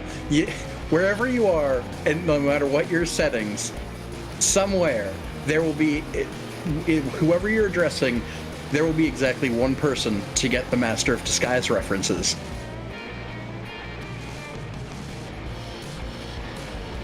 So thank you indeed for that one, Stunt Granny. And this one, the Dana Carvey movie. Yeah, the kind of terrible, kind of wonderful Dana Carvey movie. All right, gentlemen, I'll be right back. I'm gonna go probably do the same thing.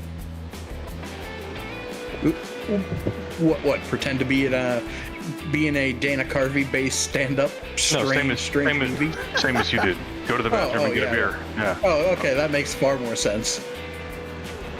What up, lady? Hello.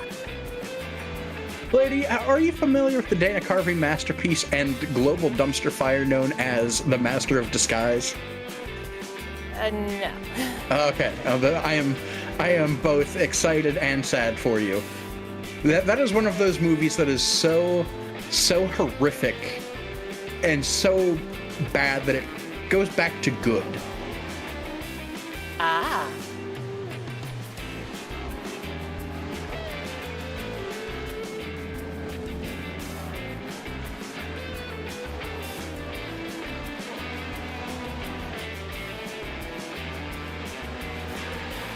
There we go. My steering wheel got a little too hot and it died on the first lap. This What? is me on Friday night, so Hey! Xbox controller. What kind of setting are you in where you are overheating peripherals? I don't know. I mean, I did the rally race, right? Are you sim rig? Do you have a sim rig in a sauna? No, but it is pretty warm in Virginia right now.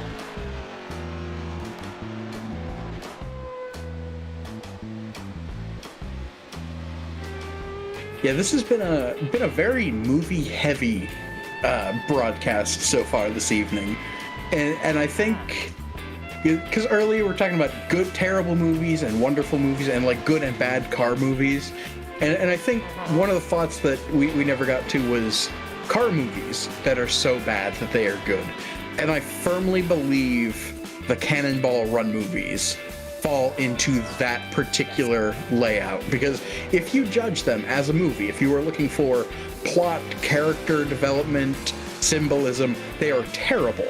If you watch them for herder cargo fast, they are so terrible they are great. I believe so.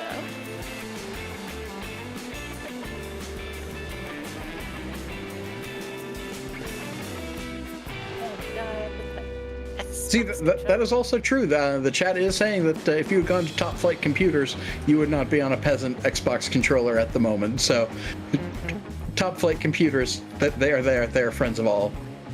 That is true. What? I'm sorry. What? What are we seeing here?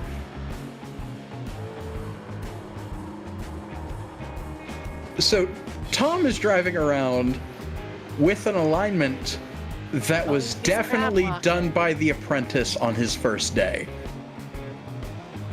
This is a Friday at 4:48 in the afternoon alignment that we're seeing here. Pretty epic, actually. Impressive. Yeah, and he's still going with it. More or less. Guessing that the crab walk before Hummer releases it next year. The drift spec Hummer alignment. Like it's just so unnatural to watch it move.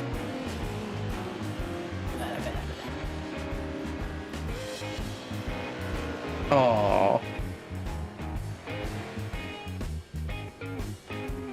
Yeah, I'm definitely not going to watch that bit of the replay later on, mute the broadcast, and play Initial D music.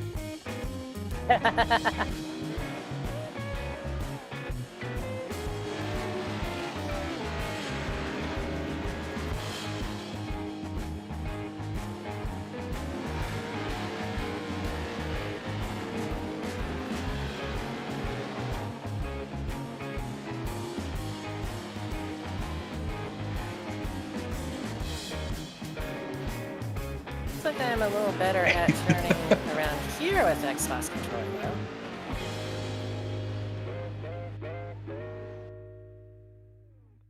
And here, okay, yep. In the words of Star Fox 64, to do a barrel roll, press Z or R twice. Do a barrel roll! Do a barrel roll.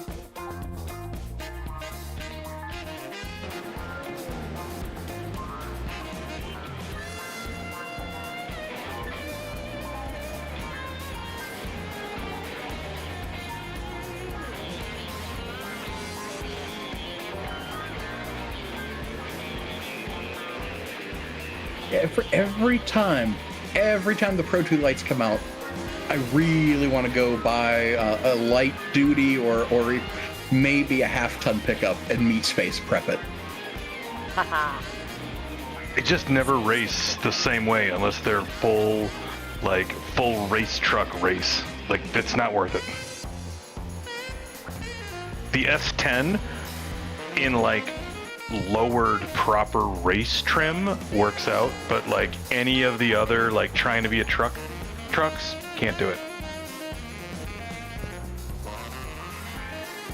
I mean, I feel like a Ranger could be okay if only due to, parts bin engineering and 40 years of parts availability for them. You're not too far away. Summit Point, West Virginia, does a Ranger rally that only the 4-banger Rangers are allowed, and they have a 2-wheel drive and 4-wheel drive categories. But it must only be the 4-cylinder Ranger. Well, I know what I'm doing now. Yeah, double check that they're still doing it, but they were doing it a couple years ago, and it was Rangers only, and it was minimal prep, but you could basically get a Craigslist Ranger do some minor stuff to it, and as long as it was the 4-banger, you could enter.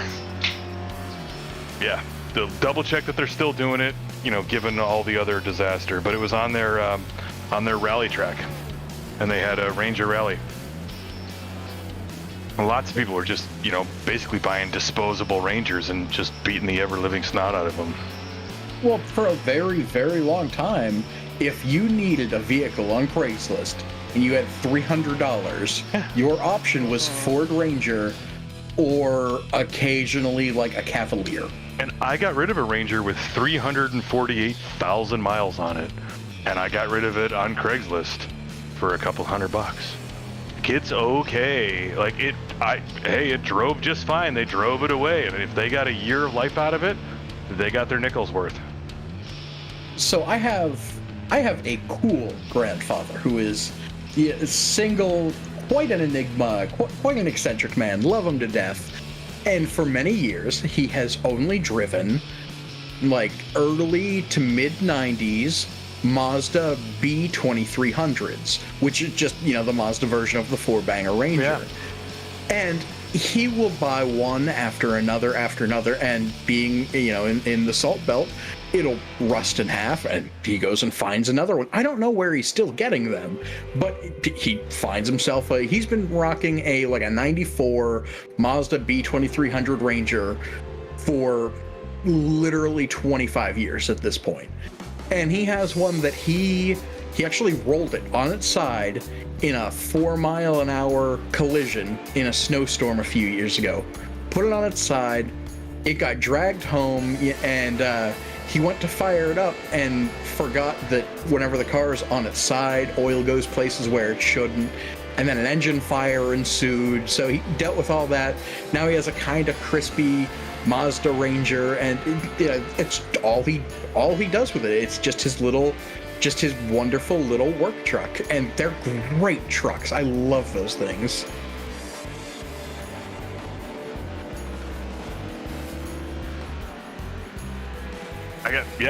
They're solid little rides.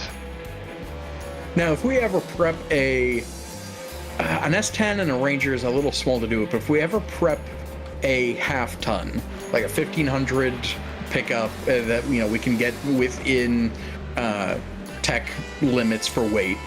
Chris Overset did one when they did the Pit Crew Revenge, and they did that racing camper. See, yeah, there we go. So that one would be an option, but if we would run like an F-150 or something along those lines, we would just put the nicest glossy red paint job we can upon it, and we would just blast the Canyonero song for 14 and a half or so odd hours. It would never ever turn off, and we would just be doing 48 miles an hour and just blasting the Canyonero song. So that's on the bucket list of things to do.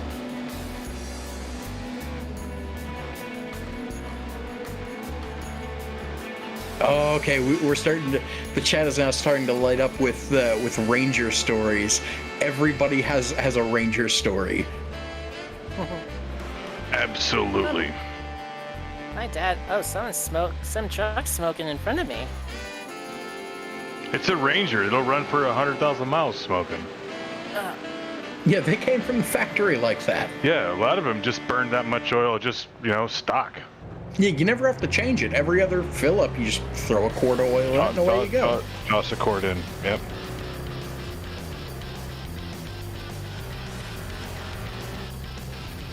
I knew somebody that had a Ranger, and he bought it he worked at a dealership and bought it off of their auction trade-in lot. And the thing sat at this weird kind of crooked angle. Okay, whatever, it was a couple $100. Crawl under it, and somebody had overloaded it to the point where they got one of the leaf springs to invert. Oh, so yeah. One the wrong way, yep. Yeah, one's facing up while the other's facing down. And the dude drove it in like that. Like, yeah, it's fine. Just how he drove it.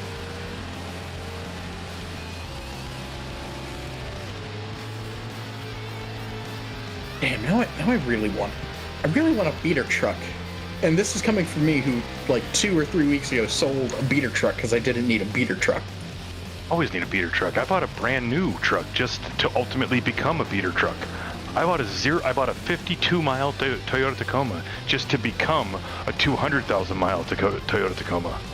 And it will only depreciate about $43. Yeah, exactly. Stunt Granny asking where the pit entrance is. It's on the opposite. Stunt Granny, I think it's on the opposite side of the pit outs from the pit exit. Yeah. Yeah, just draw a line from the hot pits. One end is the pit in, one end is the pit out. You'll be fine. Oh, well, he got it. It's a truck. He can get it. It's the street stocks I have to worry about hitting.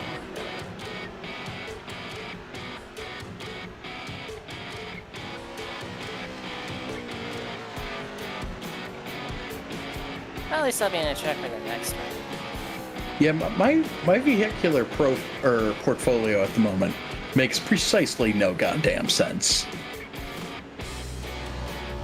There's still the quite charred and crispy Buick Grillmaster. There's the Fiesta. There's a first-gen Focus, which we have found is smaller than the Fiesta, so it serves practically no purpose, but I still love it. And then you get into race cars. I'm like, okay, here's a Subaru, our flagship Impreza. Here's a Subaru SVX, and by the way, here's a Simca. That's fine. It's almost like every vehicular purchase I've ever made has been at 3 in the morning. That's the beauty of the internet. Oh, we've got new people in chat wondering what is going on here. Welcome to the strange corner of the internet. Where racers drive yearbooks, their senior high school yearbooks on the track. That'd be me, by the way. I'm the one with the yearbook.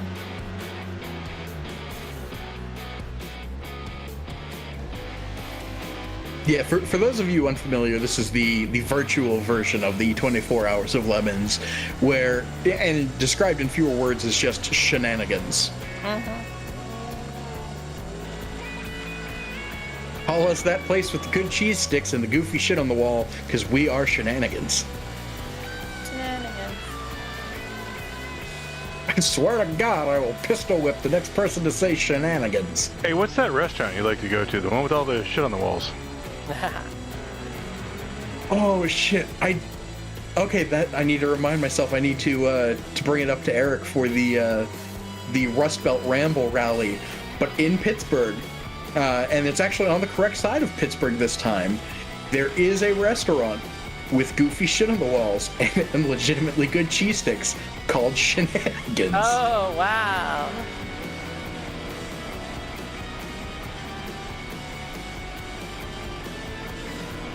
And I love how that said restaurant was established in like 2005 or so. I remember seeing it was established the year after Super Troopers came out. So there was a very conscious decision made.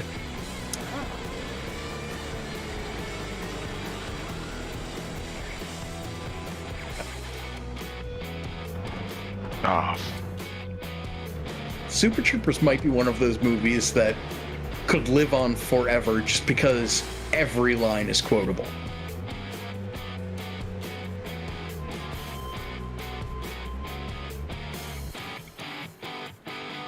Oh yeah, you boys like Mexico. So my local autocross region keeps contemplating, pooling some money together to, grab a club car, just something to, leave at our venue and, throw whoever they want into it. And inevitably it'll be a Crown Victoria. And we're also looking for, a program where we just throw novices in cars driven by experienced people to get them out there and get them warmed up, for lack of other words. And that came across our brains of, well, if we have a Crown Vic and we're just throwing newbies in the back of it, we are one mullet away from you boys like Mexico every day. Solid. Can't argue with it. Also, if you ever get the chance to autocross a Crown Vic or really anything land yacht based, I did like a year with a Crown Vic, bringing it out to autocross events, and it will 3-wheel. You are able to lift the rear wheel of a stock Crown Victoria. Oh. Alright, time to yeet myself into the iRacing truck. Damn it. Alright, hold on, let me find some. There's a wall there. Oh, yeah, never mind. Got yeeted. I think I sent a truck into orbit. Looks like we've lost that. Yes, Screw Chief. We've lost the motor. Let's say you cut the course. You're gonna have to yield that time. Yeah. As great value, Brett Sloman talks to us in our ears. Also, chat asking if this is a skating game. This is indeed. This is one fire soundtrack away from being a Tony Hawk Underground remake.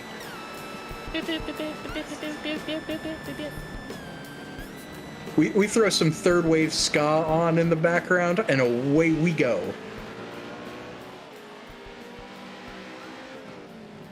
I am now covered in a street stock blankie. And there's a scary... Oh, it's Venom. Venom is staring right at me. You can't hear it, but I put some ska on for you, Randy. Much appreciated. Yeah, it goes 0 to Tony Hawk real quick in here.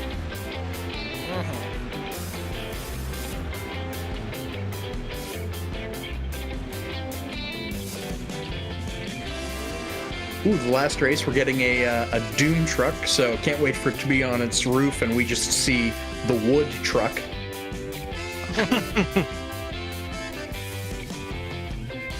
But I got my truck too. No, not the Little Lebowski Urban Achiever / Mooshlong school bus. You hate to see it. I'm proud we are of all of them. Come on, you didn't expect me to let that one go. Yeah, you are quite, you're right there. I mean, it's a complicated case, Maud. There's a lot of new shit has come to light. A lot of ins, a lot of outs. Fortunately, I'm keeping my mind pretty limber with a strict drug and alcohol regimen. Lots of flexibility. Yeah. Some parts of that movie are certainly better if you watch them on daytime cable. Because there are some scenes that the censored versions are somehow even funnier than the originals. So I've seen the movie solidly over 100 times. Own multiple DVDs of it. I'm looking at painted mirrors of the prints. I'm looking at the painted mirrors of the Are You a Lebowski Achiever Time magazine cover. I'm looking at the Is This Your Homework, Larry, right now in painted mirrors. I physically have the Time Mirror magazine cover on my library, or on my bookshelf in the library in the next room. I have the Japanese movie release poster, but it's on painted silk over in the library. Huge fan. Obviously, I'm a Dudist priest. My brother's a Dudist priest. Both, out of the Church of the Dude. Same. Yeah, absolutely. I don't know that daytime television and censoring that is going to make it at all better. So the one scene that I think of is Is This Your Homework, Larry scene. You're killing your father. You're killing your father, Larry. The part where, the part where he goes out to the Corvette with the bat. And he just starts, on the cable censored version, he just starts screaming, "You see, Larry? This is what happens. This is what happens when you meet a stranger in the Alps."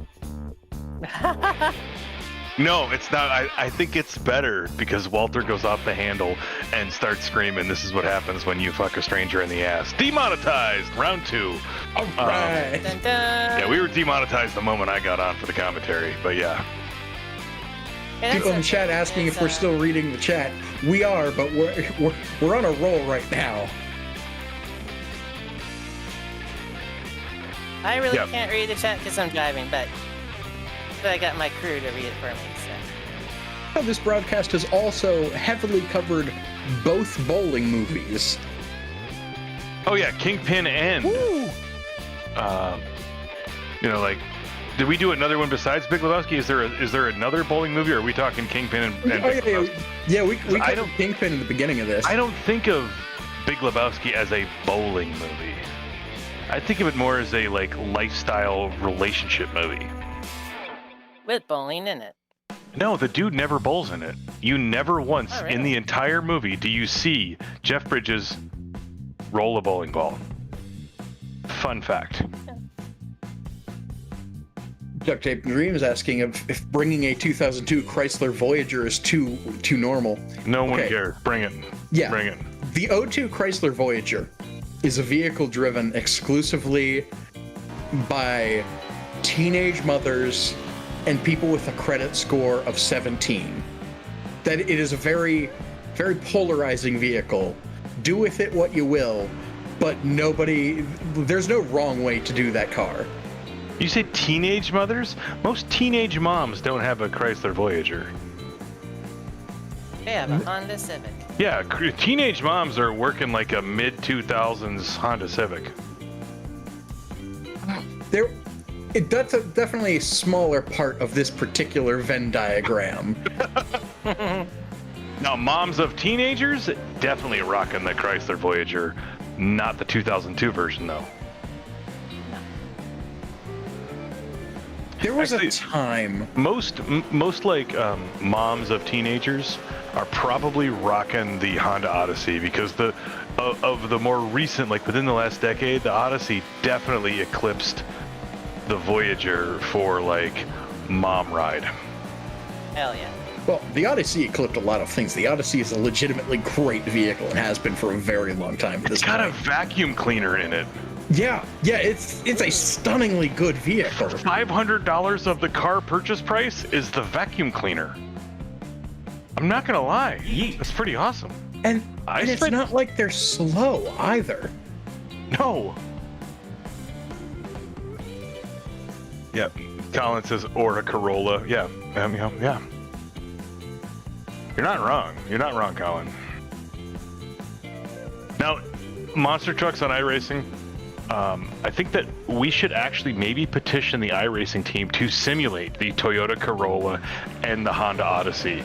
Because if the Honda Odyssey or the Corolla, the bone stock Corolla, the low-end four-banger Corolla, was an option in iRacing, I'm not gonna lie, it would be super fun to just thrash the piss out of it. I would probably, I would vote for that to be in way more Lemons iRacing, I Suck at Racing events. There should always be an Odyssey minivan and a Toyota Corolla option in every Lemons race. Yeah. Hell yeah. Duct Tape Dreams bringing up mid-thousands Honda Civics. I have a hot take here. The mid-thousand Honda Civic, kind of a terrible vehicle. Yeah, they do have the 86, Colin, but it's not the same, visually, it's not the same sight gag as an actual Corolla or an actual minivan. But you are correct. Yeah, I think they do have the AE 86 chassis.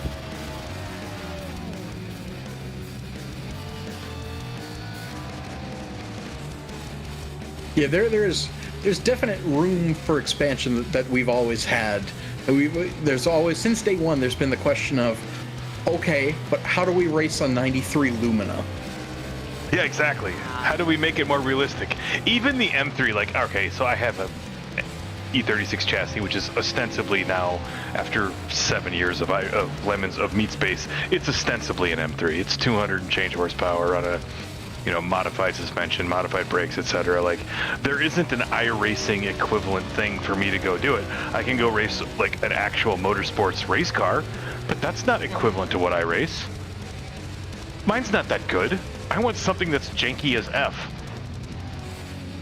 I would way rather practice with a Toyota Corolla than the actual motorsports M3, because my M3 is closer to a Corolla than the current 400 horsepower, 500 horsepower M3 monster. Yeah. I'm bringing up on 924. I'm sorry, the chat is just moving so quickly, and we are so enthralled with these beater manifestos that we're going through that I just see 924 pop up on occasion, like, we'll get to it. And then somebody says something about like a Chevy Citation, like, okay, now it's been pushed back again.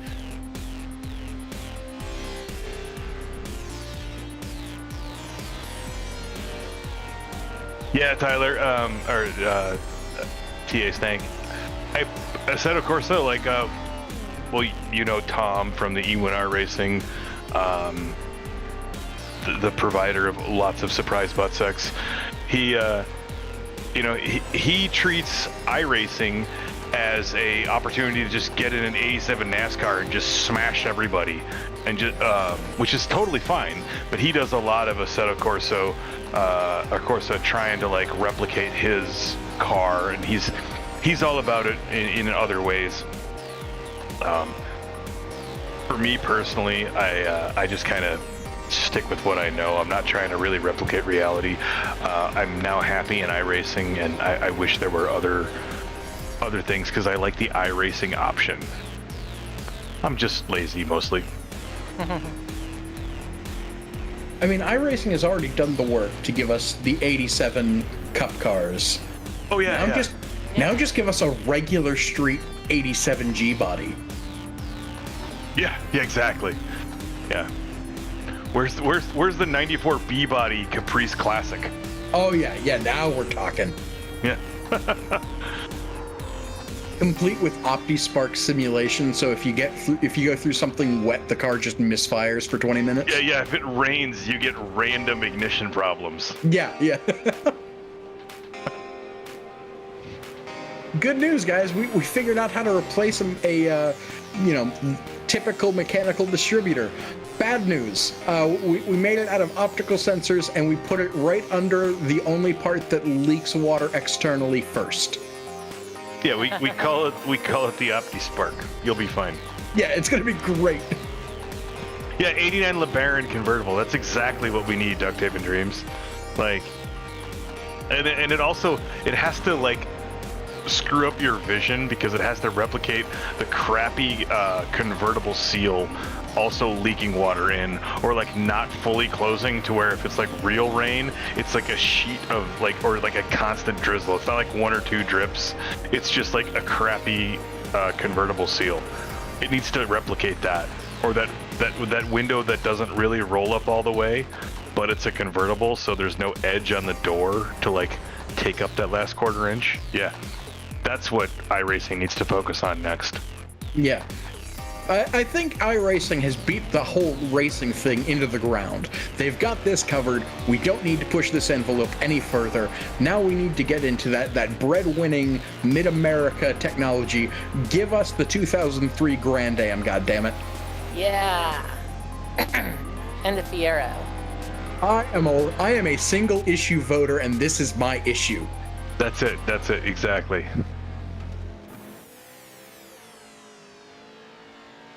Well, of course, if you want to get all of those cars, you can come to the Lemons Union Bank, the bank for all craft cans. We have a 2.5% loan offer. Okay, I suck at the being in the bank part, but yeah. But yeah, just come to the bank. It's member FDIC. Hey, Lady A, you stick to writing about the car itself and selling people on the quality of the car. Okay. You're way better at that than I or Randy are ever gonna be. Oh, well, thank you. We'll stick to the cynicism and horrible negative personality. You're a way better person probably than Randy and I in meat space. I mean, the bar is really low, but congrats. Yeah. We brought the measure way down. Oh yeah. Colin also bringing up the Honda Motorsport race team, making the Odyssey desirable. Honda made the Odyssey desirable when they made it. That is a phenomenal vehicle. Yeah, but the Gen 2 Honda Odyssey pretty much made it desirable at that point. Like, Gen 1 was like, well, let's see where this goes. Gen 2, everybody wanted one. And then I just, like 2 years ago, my neighbors bought one. And I'm like, this thing's awesome. They folded the seats down, put a 4x8 sheet of plywood in it, and then broke out a vacuum. I'm like, this is awesome. Why? Yeah. If I didn't have a need to put some things into a truck that are too big to put in there, a half dozen, maybe a dozen times a year, I would not lie. I'm gonna drive a minivan. Like, as soon as my Tacoma becomes genuine beater truck level, like I put 100,000 miles on it, got some quality dents on it, and I'm going to use it as the beater truck, I'm looking at a minivan, because my daughter will be 12 at that point, or 10 or 12 or whatever. So 4 or 5 years from now, she just turned 6. Not gonna lie, you got to grab a couple kids with some shit to go to theater practice or a sports game. Minivans are awesome. I'm probably gonna get a minivan, and then the truck is just gonna be a beater truck. Yeah. Duct Tape of Dreams. So I used to be military, and we would go out to the middle of the desert, and we would rent minivans to store all of our stuff in. When we would fly in with a bunch of crates of shit, we would get minivans or 15-passenger vans. And then we would get a couple of SUVs to actually go out into the dirt with. But minivans are awesome. If you're not gonna go off the pavement, you could put way more stuff and way more 6-foot-tall, 200-pound dudes into a minivan than you can in a fucking Tahoe. Yeah, way better. So, vehicles in my family it's a very hit or miss genetic lottery, it seems. And I have a little brother who is great guy, but terrible with vehicles. Anything we find for him, it is a true endurance test. And the latest victim we found for him a while ago was a minivan. We actually found him going back to the O2 Voyager. We found him one of those, that era Town and Country. And it's very, very useful, but those in particular, those early 1000 Chrysler vans, absolutely undestroyable. No, they're bulletproof, dude. They all can trace their legacy back to the Astrovan. All modern minivans, pick your Honda, Toyota, Chevy, Dodge, Chrysler, they can all trace their legacy back to the Astrovan, which was the original truck chassis minivan bulletproof thing. So they all have to maintain that legacy, and they're all good except for the Dustbuster era. We're gonna ignore that, but then we're gonna move on. Yeah. Speaking of hit or miss, genetic lottery in this family, Dad had one of those Dustbusters, and it was exactly what you'd expect. Yeah.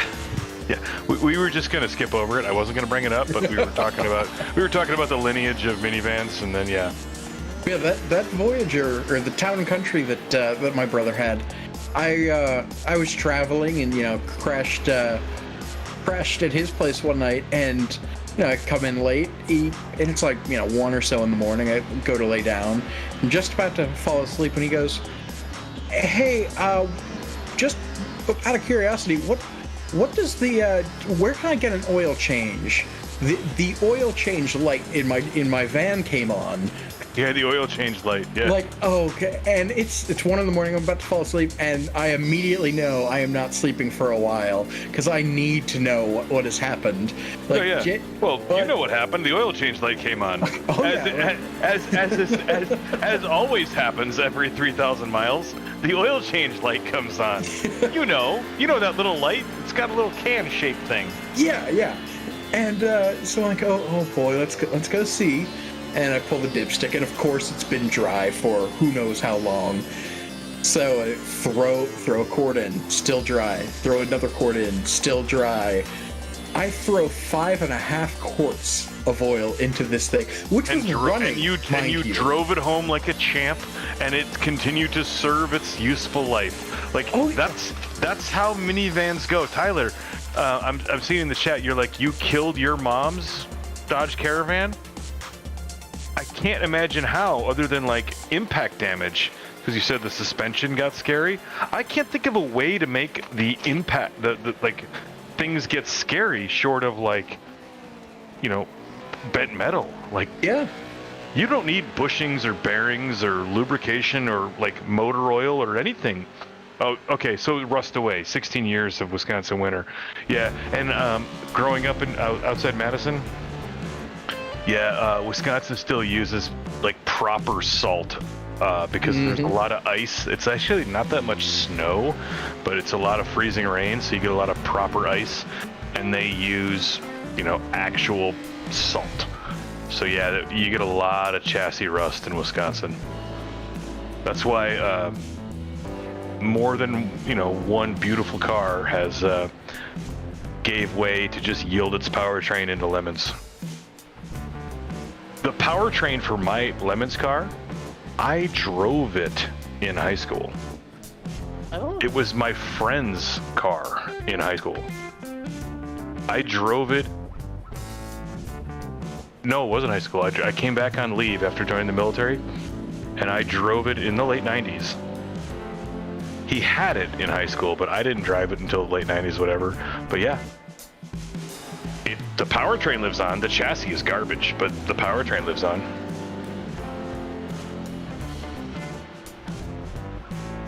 Yep, absolutely. Cheese curd, yeah, heck yeah, good cheese curds, squeaky ones, man. Yeah, we're definitely getting to that part of the broadcast, the Lemons After Dark segment, where it's full Wisconsin posting at hours out here. Oh yeah, yeah. I'm solidly 3 beers in now. It's game on. I finally was able to get my vaccine today, so I'm still feeling a little lightheaded. You shot 1 or shot 2? Shot 1 because I tried to get shot 1 a month ago, and that's when the car fire happened. So I've just been locked up since. Gotcha.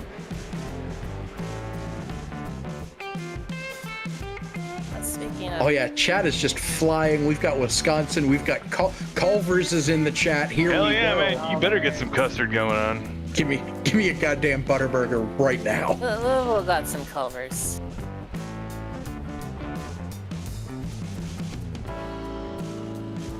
Yeah. Speaking of heat, tomorrow morning I'm taking my RAV4 in to get its AC fixed. Watch, Probably given that it's about to be June in Virginia. Yeah. Since we're talking about Wisconsin, Spotted Cow has come up. Speaking of which, so here I am in Detroit. I have a collection of spotted cows that are brought by Wisconsin racers to gingerman races that we go to. I'm gonna go grab a spotted cow from the fridge. And you know, speaking of Midwest breweries, I'm drinking Lagunitas right now. So a little bit, whether you want to say Chicago or California, we'll let that debate rage somewhere else other than the chat. But yeah, I'm having a Lagunitas, so I'm still drinking Midwest beer. Tyler, are you still flying?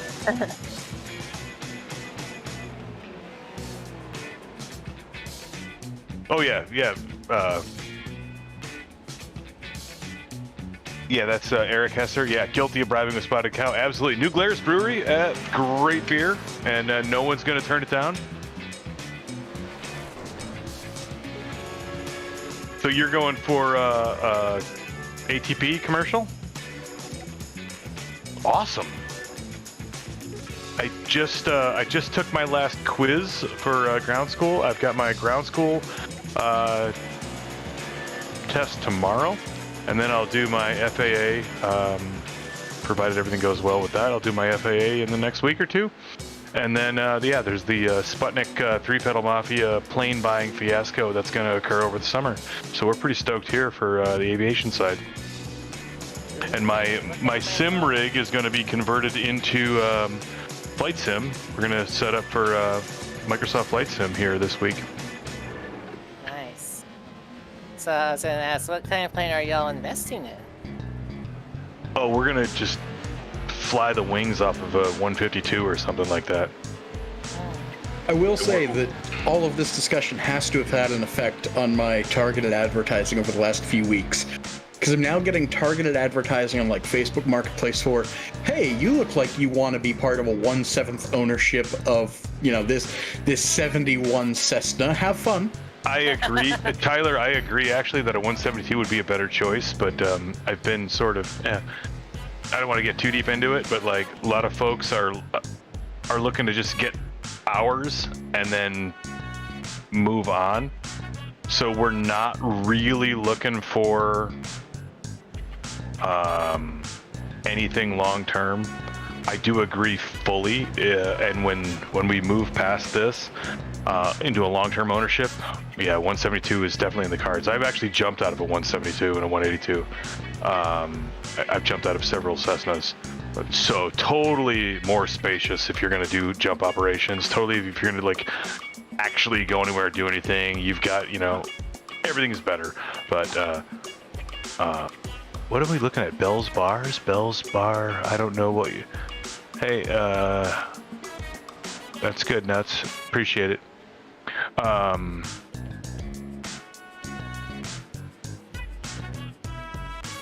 Man, this place gets weird after dark. I think we found our first North Korean spam bot.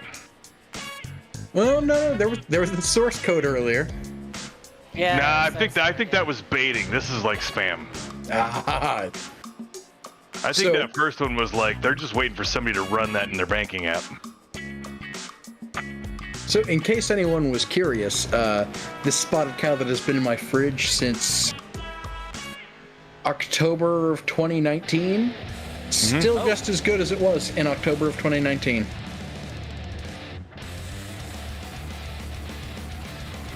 Good. Tyler, a Mooney what? What are you looking at? Because I was recently in the Udvar Hazy over at the Smithsonian, man, and there's like a couple of just amazing Moonies that are record-setting airplanes.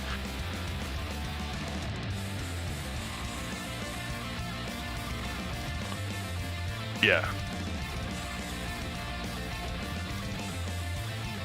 Yeah, it's hard to beat a 172 if you're going to try to do like the full upgrade.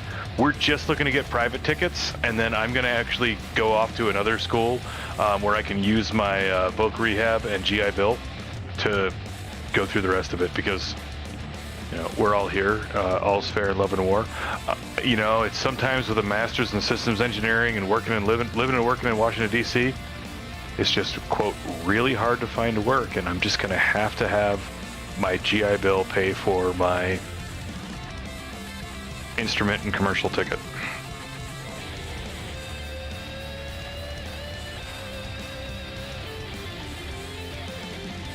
Yeah, that is one of those things that I will probably never dabble in, for between being one of the luxury mammals and my absolute lack of restraint.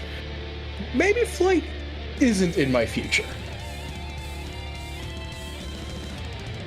Nah, it's totally doable. If you're not, you can do a lot of things that are not. It's not like you're changing careers. It's not like it's your lifestyle. And general aviation, GA stuff is not. It's not crazy expensive if you look at it as a means to an end or a method of transportation. It's not overwhelmingly expensive. It seems out of reach, but it's really not.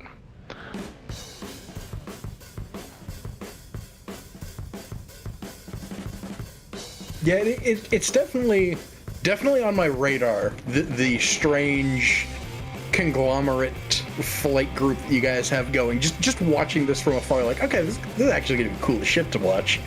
Yeah, I'm wrapping up flights. I'm wrapping up ground school. I know that Chris is also wrapping up his stuff, and so we're sort of more ahead of the power curve. And then we've got Rick, the CFI.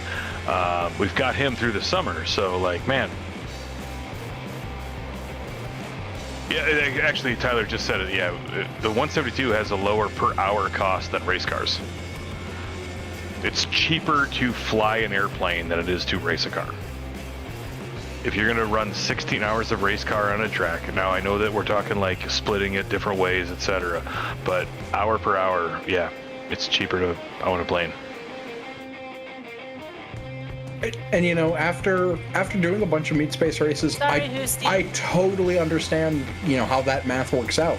Because once you think about what goes into a race, there's all of the costs that you're expecting, which are exorbitant, and then there's all the ones that you aren't expecting. Like, oh well, hey, we had to buy 3 drivetrains this weekend to make one work for 45 minutes of track time. Dude, we're gonna be able to park an airplane on an apron. It's not in its own hangar, but we're gonna be able to park it on an apron, tied down, for less than the cost of one of those crappy storage units that everybody puts their race car in the off season. So for a parking space in DC, we're gonna store an airplane. Not in DC. Yeah, not counting the random costs into this comparison. You know, in general aviation, I would really hope that you don't have random unexpected costs like you do on a race weekend of, oh shit, here's $200, run down to the AutoZone and buy every old alternator you can, and you might find one that fits. That doesn't happen. No. Yeah, yeah.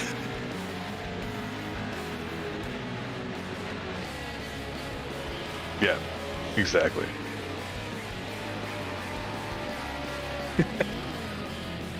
Yeah, I feel like chat's really hitting its stride here late in the evening. Yeah, is this the last race? Are we 17 minutes? The last one. And Lady A, are you racing or are you commenting? I am still racing, but I may join y'all on the booth Friday. I don't know if I feel like going to GB after all. So Friday is my fiance's brother's 21st birthday party. Did she meet Ferris at 21 Flavors that night? Did you just make a reference that I may be too young to get? Did she see Ferris at 31 Flavors last night? Ferris Bueller's Day Off? I am aware of it. I've seen most of it, but not at once. All right. I am press on with your story. That is indeed one that I do need to see, but yeah, I might call in from that particular party. That's fine. If Mental's serious about getting Matt together and some other folks, Pantsless Matt is hilarious. He's been doing lemons and racing competitively, and he's another like proper engine nerd out of the Sorry for Party racing crowd. Super solid racer. You've met him, correct, Randy? No, Matt, like we've definitely been, yeah, we've been in the same building, and I probably gave him some shine if he was at Pittsburgh. Okay, I don't know. He and I have both been to Pittsburgh several times. But yeah, super good, super solid dude. We'll be out there. I'm racing the Pontiac and or the Omega, so it'll be great. Okay, so Chad has brought up the 924 again, and we're actually gonna focus here for 4 seconds. All right, talking about boring? A 924. Yeah, is it boring? I think a 924 is going to depend completely upon who brings it. It's not boring by itself. Okay, there's a couple things you got to understand with Porsches. You're going to run into maintenance problems. You're going to run into a couple other things, and the 924, 944 era of Porsches. They've been raced a lot to great success and horrible failure. It is all going to come down to car prep. Any of your front engine Porsches, it is all going to come down to car prep. Some people have great success ripping everything out and jamming a Nissan B whatever engine into it, and they raced it for years. Other teams have kept it clean, kept it Porsche, and had all the general teething problems, and 3 engines later, they've got a successful race car. Other teams have had success right out the gate with a perfect engine, had no problems. There's going to be clutch, there's going to be rear end problems. So if you're going to take a 924 or a 944 and you're going to go through it soup to nuts, and you're going to nut and bolt the whole car, and you're going to inspect every single thing, and you're going to bring it all up to snuff, there is a lot of success, race-winning success in that chassis. Overall winning, Class B winning, a clean 924 is going to be Class B unless you prove yourself as a team, or until you prove yourself as a team, and then it'll get stepped up to Class A. But a clean 924 or a clean 944 is solid Class B. And only after it doesn't explode and you're, top 10 a couple of times. But you're solid, what? Pickup bed. Well, no, none of what I said has anything to do with the pickup bed. What's the engine rebuild? What's the clutch rebuild? What's the rear end rebuild? What's your torque tube rebuild rate? Like, how much work has been done with it? We're not worried about the pickup bed. The pickup bed is great. It's still a solid Porsche. So, if it's been rebuilt, if it's all freshened up, if everything is solid on it, you're a solid Class B. If you swap a Nissan B whatever engine into it and you make it basically a Nissan powered Porsche, it's solid Class B, and the judges go, man, this is awesome. You removed all of the problems that Porsche had and you put in all the reliability of Nissan. And I raced that Nissan powered Porsche for 3 races over the course of a year. We hammered the F out of it. It was amazing. So, yeah, it's not about like truck bed or not. It's about like, what did you do to prep that car? Now, I think we also need to, take a look at the scope of this. Would having a pickup bed affect you? Not. I mean, it's a weight transfer. Put a non-pickup truck bedded one onto scales and corner weight it, and then put your pickup truck bedded one onto it, scales, and see what changed, and that's how much it's going to affect you. I'm not going to guesstimate. You tell me. Put it on scales, and if you're going to smoke room it or wind tunnel it, that's cool, but just put it on scales and find out what it did to the suspension. You can do this with bathroom scales and 2x4s. It's just math. So we did discuss a couple races ago the two kinds of drivers in meat space. They're the competitive folk and the performance art folk. And I think we really also need to figure out this 924 are you going to be a performance team or a performance art team? But also, you're still paying the same price. The performance team and the performance art team, no matter what, it's $3,500 to show up to the race. $1,500 is that just gets you in the door. And then 6 gallons an hour, multiply that by $3 a gallon, by X number of hours you intend to run, add that into your brake and tire consumables at $150 a corner. Like, yeah, this is a real thing. So, like, man, I don't know what you're saying, but is the Porsche 917 LH, I think, I'm not a car, I'm not here to comment on cars. Like, if you're going to race it, man. If you've got it and you've got it race prepped and caged, cool. Yeah. Also, kind of a car guy admission here. I don't know fucking anything about Porsches. Yeah. We're old, not a damn thing. I don't know either. I just write what's put in front of me sometimes. Yeah, don't try to be whatever, what? Don't try to be anything you're not. Don't try to be anything else. Be you. Like, if you make a drive, are we talking about something that you have physically, or are we bar napkin racing? If you have it physically and you're ready to go, then that's different than like, no, I don't know about the Ferrari. Yeah, this is just random car. Like, I don't know about the Ferrari 312. How do you know about the Bugatti 324.5? I don't know that either.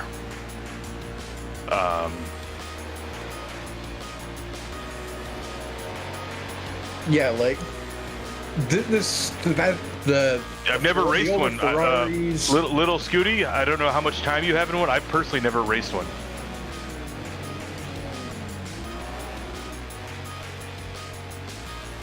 Okay, what? You seem like a seem like somebody getting into this, saying you've got your aspirations. Race. Yeah, it doesn't. Whatever plans you make, they don't matter. Come up, put the car together, get it techable. Shenanigans will ensue.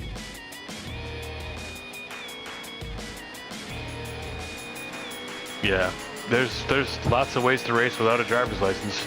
Jacques Cousteau never took a scuba lesson, and Wilbur nor Orville Wright had a pilot's license. Yeah, you can Frank do a lot. Wright never had a pilot's license. Frank Wright actually did have a pilot's license. Built a lot of houses with it. Yeah. Yeah, I'm like now, 4 beers in. You're good. God damn, this spotted cow is actually delicious. You do need a pilot's license to fly a car. That's a physics proven fact.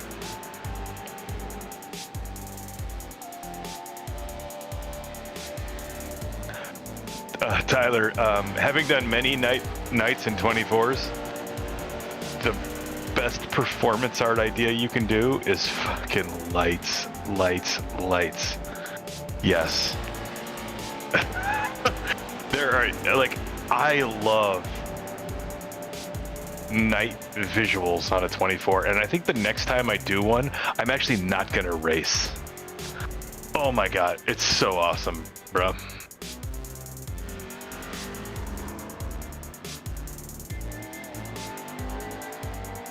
What sounds a lot like I was in 2009 or so, seeing Lemons as like the entrance to motorsport, and like, okay, here's a goal, how do I get to it? And that was a journey that took 10 years and a bachelor's degree just to get there. But my god, has it been worth every second. Yeah, you're going to want to find a way to make money on what, because racing takes money. Find a way to make money. Find some people who you can be in the worst of situations with, and nobody will kill each other. That and also make sure have money. They know how to make money. Yeah, they got to have money too.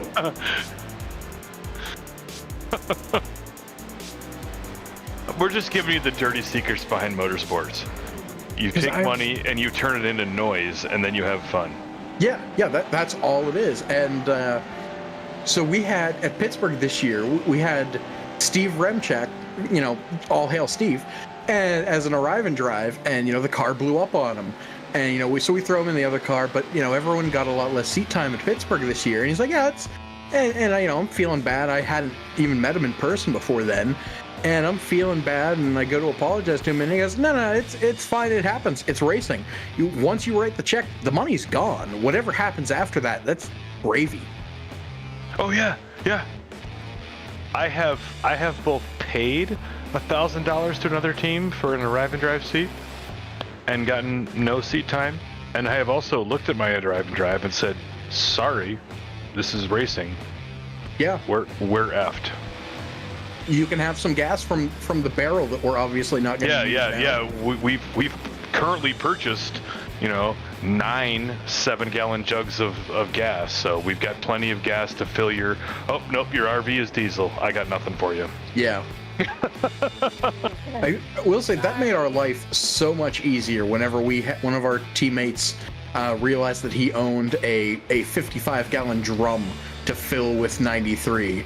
That made life a lot easier. So now we just show up, unload everything, strap that barrel down to the car hauler once it's empty, and Friday night, like, okay, go down to the local Sheets, fill it up with 93, and away we go.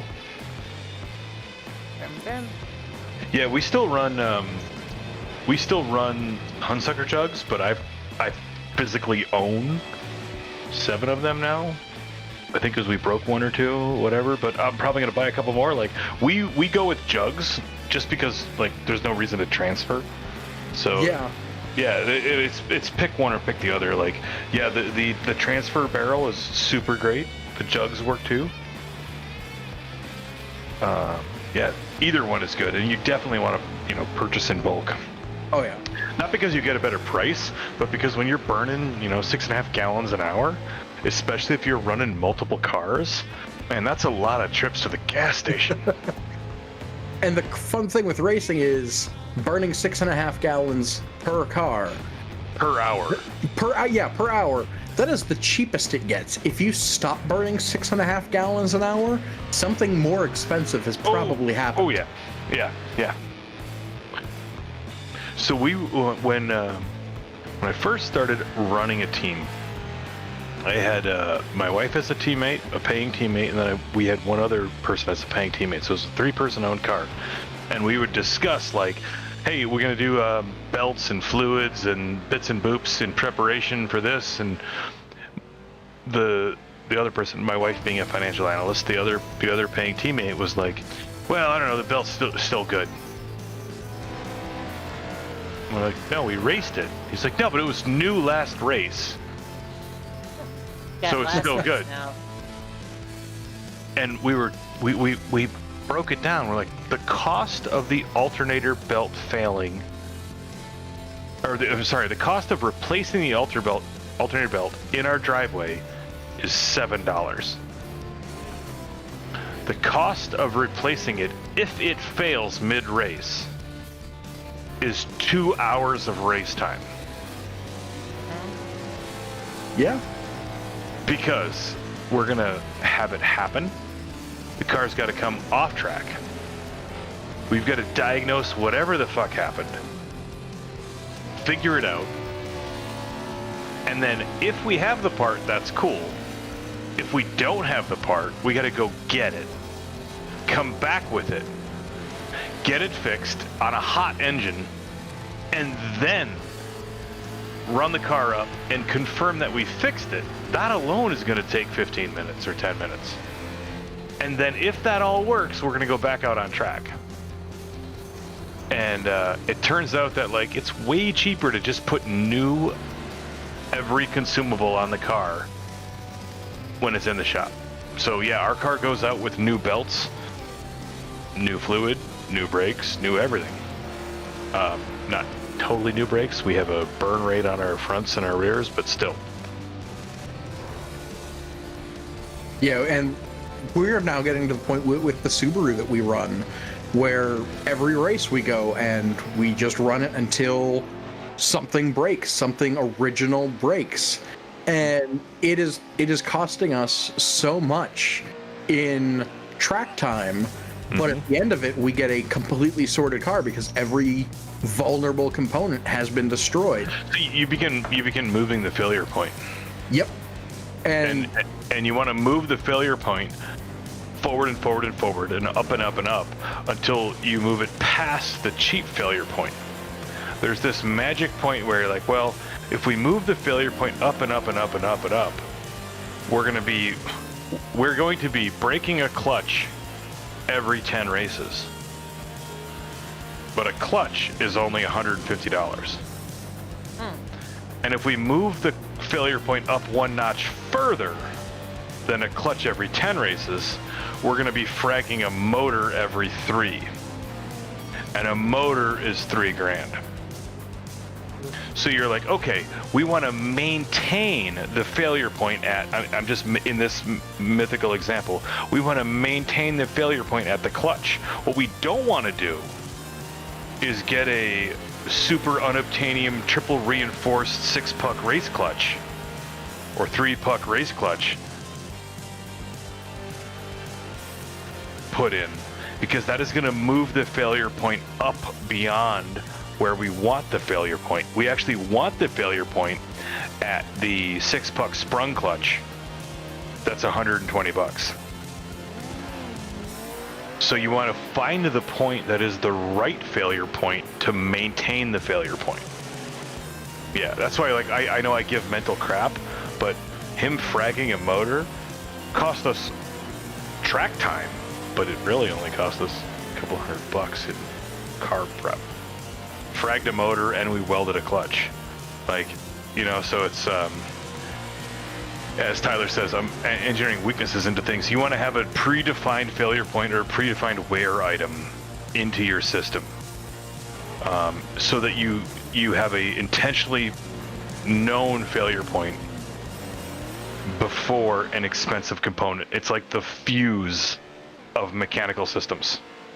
Yeah, at that point you're just creating mechanical fuses. Yeah, and you can say like, oh no, the fuse is going to be we have some, crazy rear end and crazy powertrain and crazy transmission and crazy engine. We're going to keep the fuse at the half shafts. So we are going to use these half shafts because we can get them from Rock Auto and we know the exact serial number. And these half shafts are $40 each, and we can just get them mailed left, right, and center. And we figured that we were going through a half shaft, one side or the other, every 3 races. So why don't we just spend $50 on each side and do $100 in half shafts every other race? And we're done here. It becomes one of those, it's a weird wear item, but it is a wear item.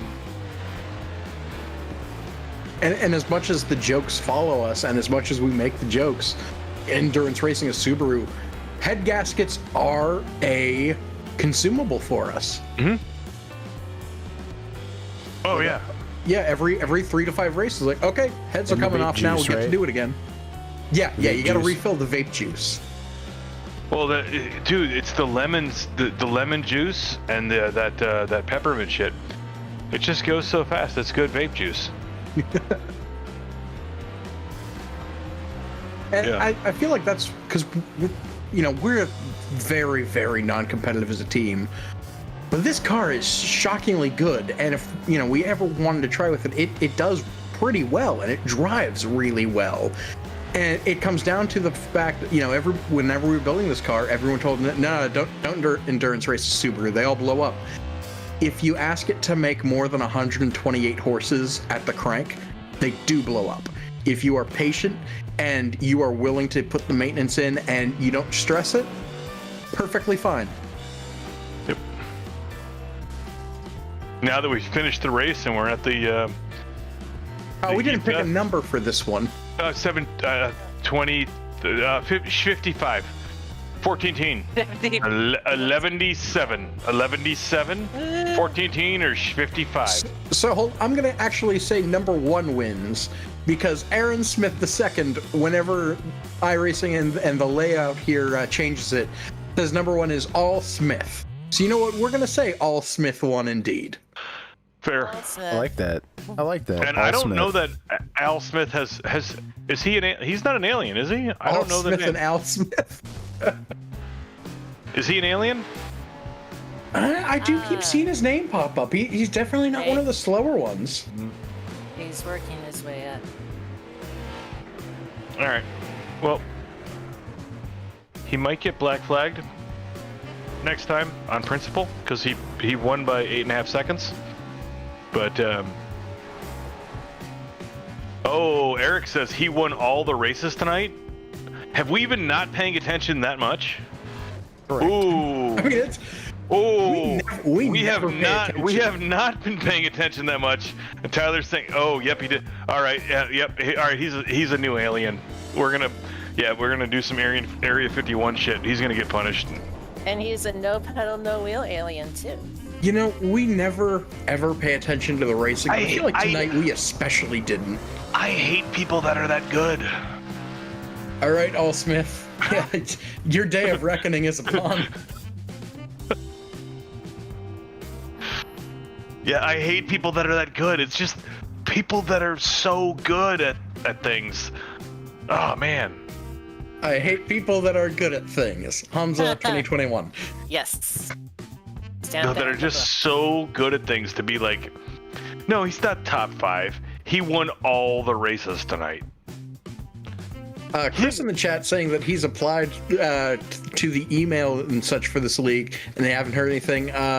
Check your emails again, and if you haven't heard anything, poke them, because obviously we let anyone in.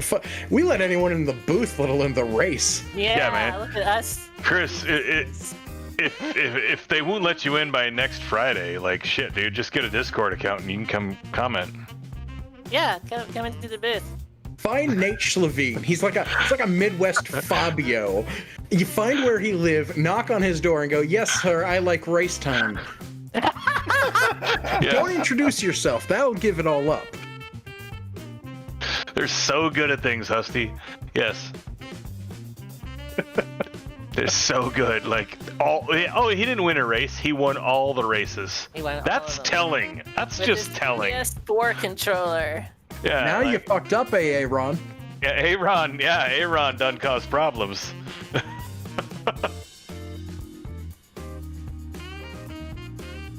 For some reason, I don't like Lewis Hamilton. Yeah, exactly. I'm not saying it's aliens, but he won all the races. Yeah, well. Yeah, it's alien technology. If not alien technology.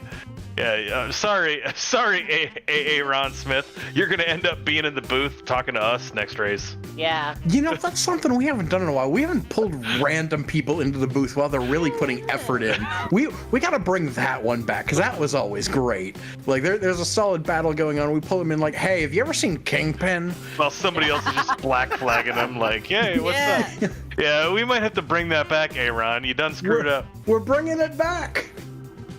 It's gonna be Lemons After Dark Friday night.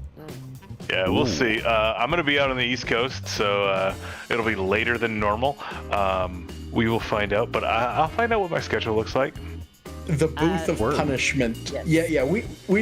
You know what? I don't know if it'll be next week because obviously everyone's going to be all over the place. But in the next race or two, sure, we'll do a thematic race where we just go full Punisher. Yeah. Apparently, Mental's going to be out judging Thunderhill. I'm going to be racing Thunderhill. Matt will be out racing Thunderhill. It's going to be apparently a California invasion. Invade that California. So and we'll try. We're doing DV Friday, so I'm going to abstain from that, and I'll just be in the booth the entire time. You're doing what? Word. Yeah, as I said, we're doing. Lemons is doing. Giles Villeneuve, however his first name is pronounced. Montreal. Gilles Villeneuve. Yeah, and the Wall of Champions. yeah. So I'm gonna take a break and just be in the booth the entire time. Yeah, Ron's saying good. the time he was in the booth and didn't know what's going on, but we have made a weekly recurrence of this. A lot of times we click in, we don't even know we just click into a broadcast channel and it's like, oh, okay, it's Randy. Oh, Lady A's there. Like, yeah, whatever, man. We'll just have a conversation. It's just that we're usually not trying to race at the same time, except for Randy and Lady A do actually race. I haven't seen Randy on the track as of late, though. I haven't been feeling it lately, but yeah, I can come and go. Gotcha. And I feel like this splash screen is just Bearded Sim going, God, for the love of God, just let me go to sleep. Oh, no, you're good. We're being kicked out. You people No. Thank you for hanging out all night. It was fun. Yeah, no problem. And we'll be here in a few more days. Yeah, so we're back. Yeah. We're back Friday, 8:30 Eastern. We're going to Montreal, and woohoo! Yeah, Thanks to Mental for making an appearance tonight. Thanks to Hamza, Randy, and Lady for hanging out. And We're all working it. yes. And in the words of Mental, thanks to everyone that makes this possible. Yes. Bearded Sim for putting on another phenomenal production. Yokohama Tire, Faith Insurance Agency, Nemesis Labs, Top Flight Computers, everyone that makes this possible. You are wonderful. And whatever bean counter is collecting or keeping score of aftermarket points to which place you go at the end of this, you all get more points to go to the good place. So thank you all very much. You are all very appreciated. And thank you all at home, unless you're a Nigerian spam bot. Yeah, or a Korean spam bot. Yes, Ron. Friday this week. I have a charity event next Sunday night, so we switched to Friday for this week. And of course we got. Go ahead. Go ahead. I was just gonna say congrats to All Smith. Yeah, go ahead. Yeah, All Smith, Hesser. And of course, as Husty says, none of this would really be possible without the drivers. True that. And the crowd goes mild. Yeah. Good night, everybody, and we'll see you on Friday. Thanks, guys. Yeah. Night. Peace out. Thanks, Hamza. Oh yeah, no worries, man. Take care. Yeah. All right, See good you night, around, everybody. Hamza. Good night.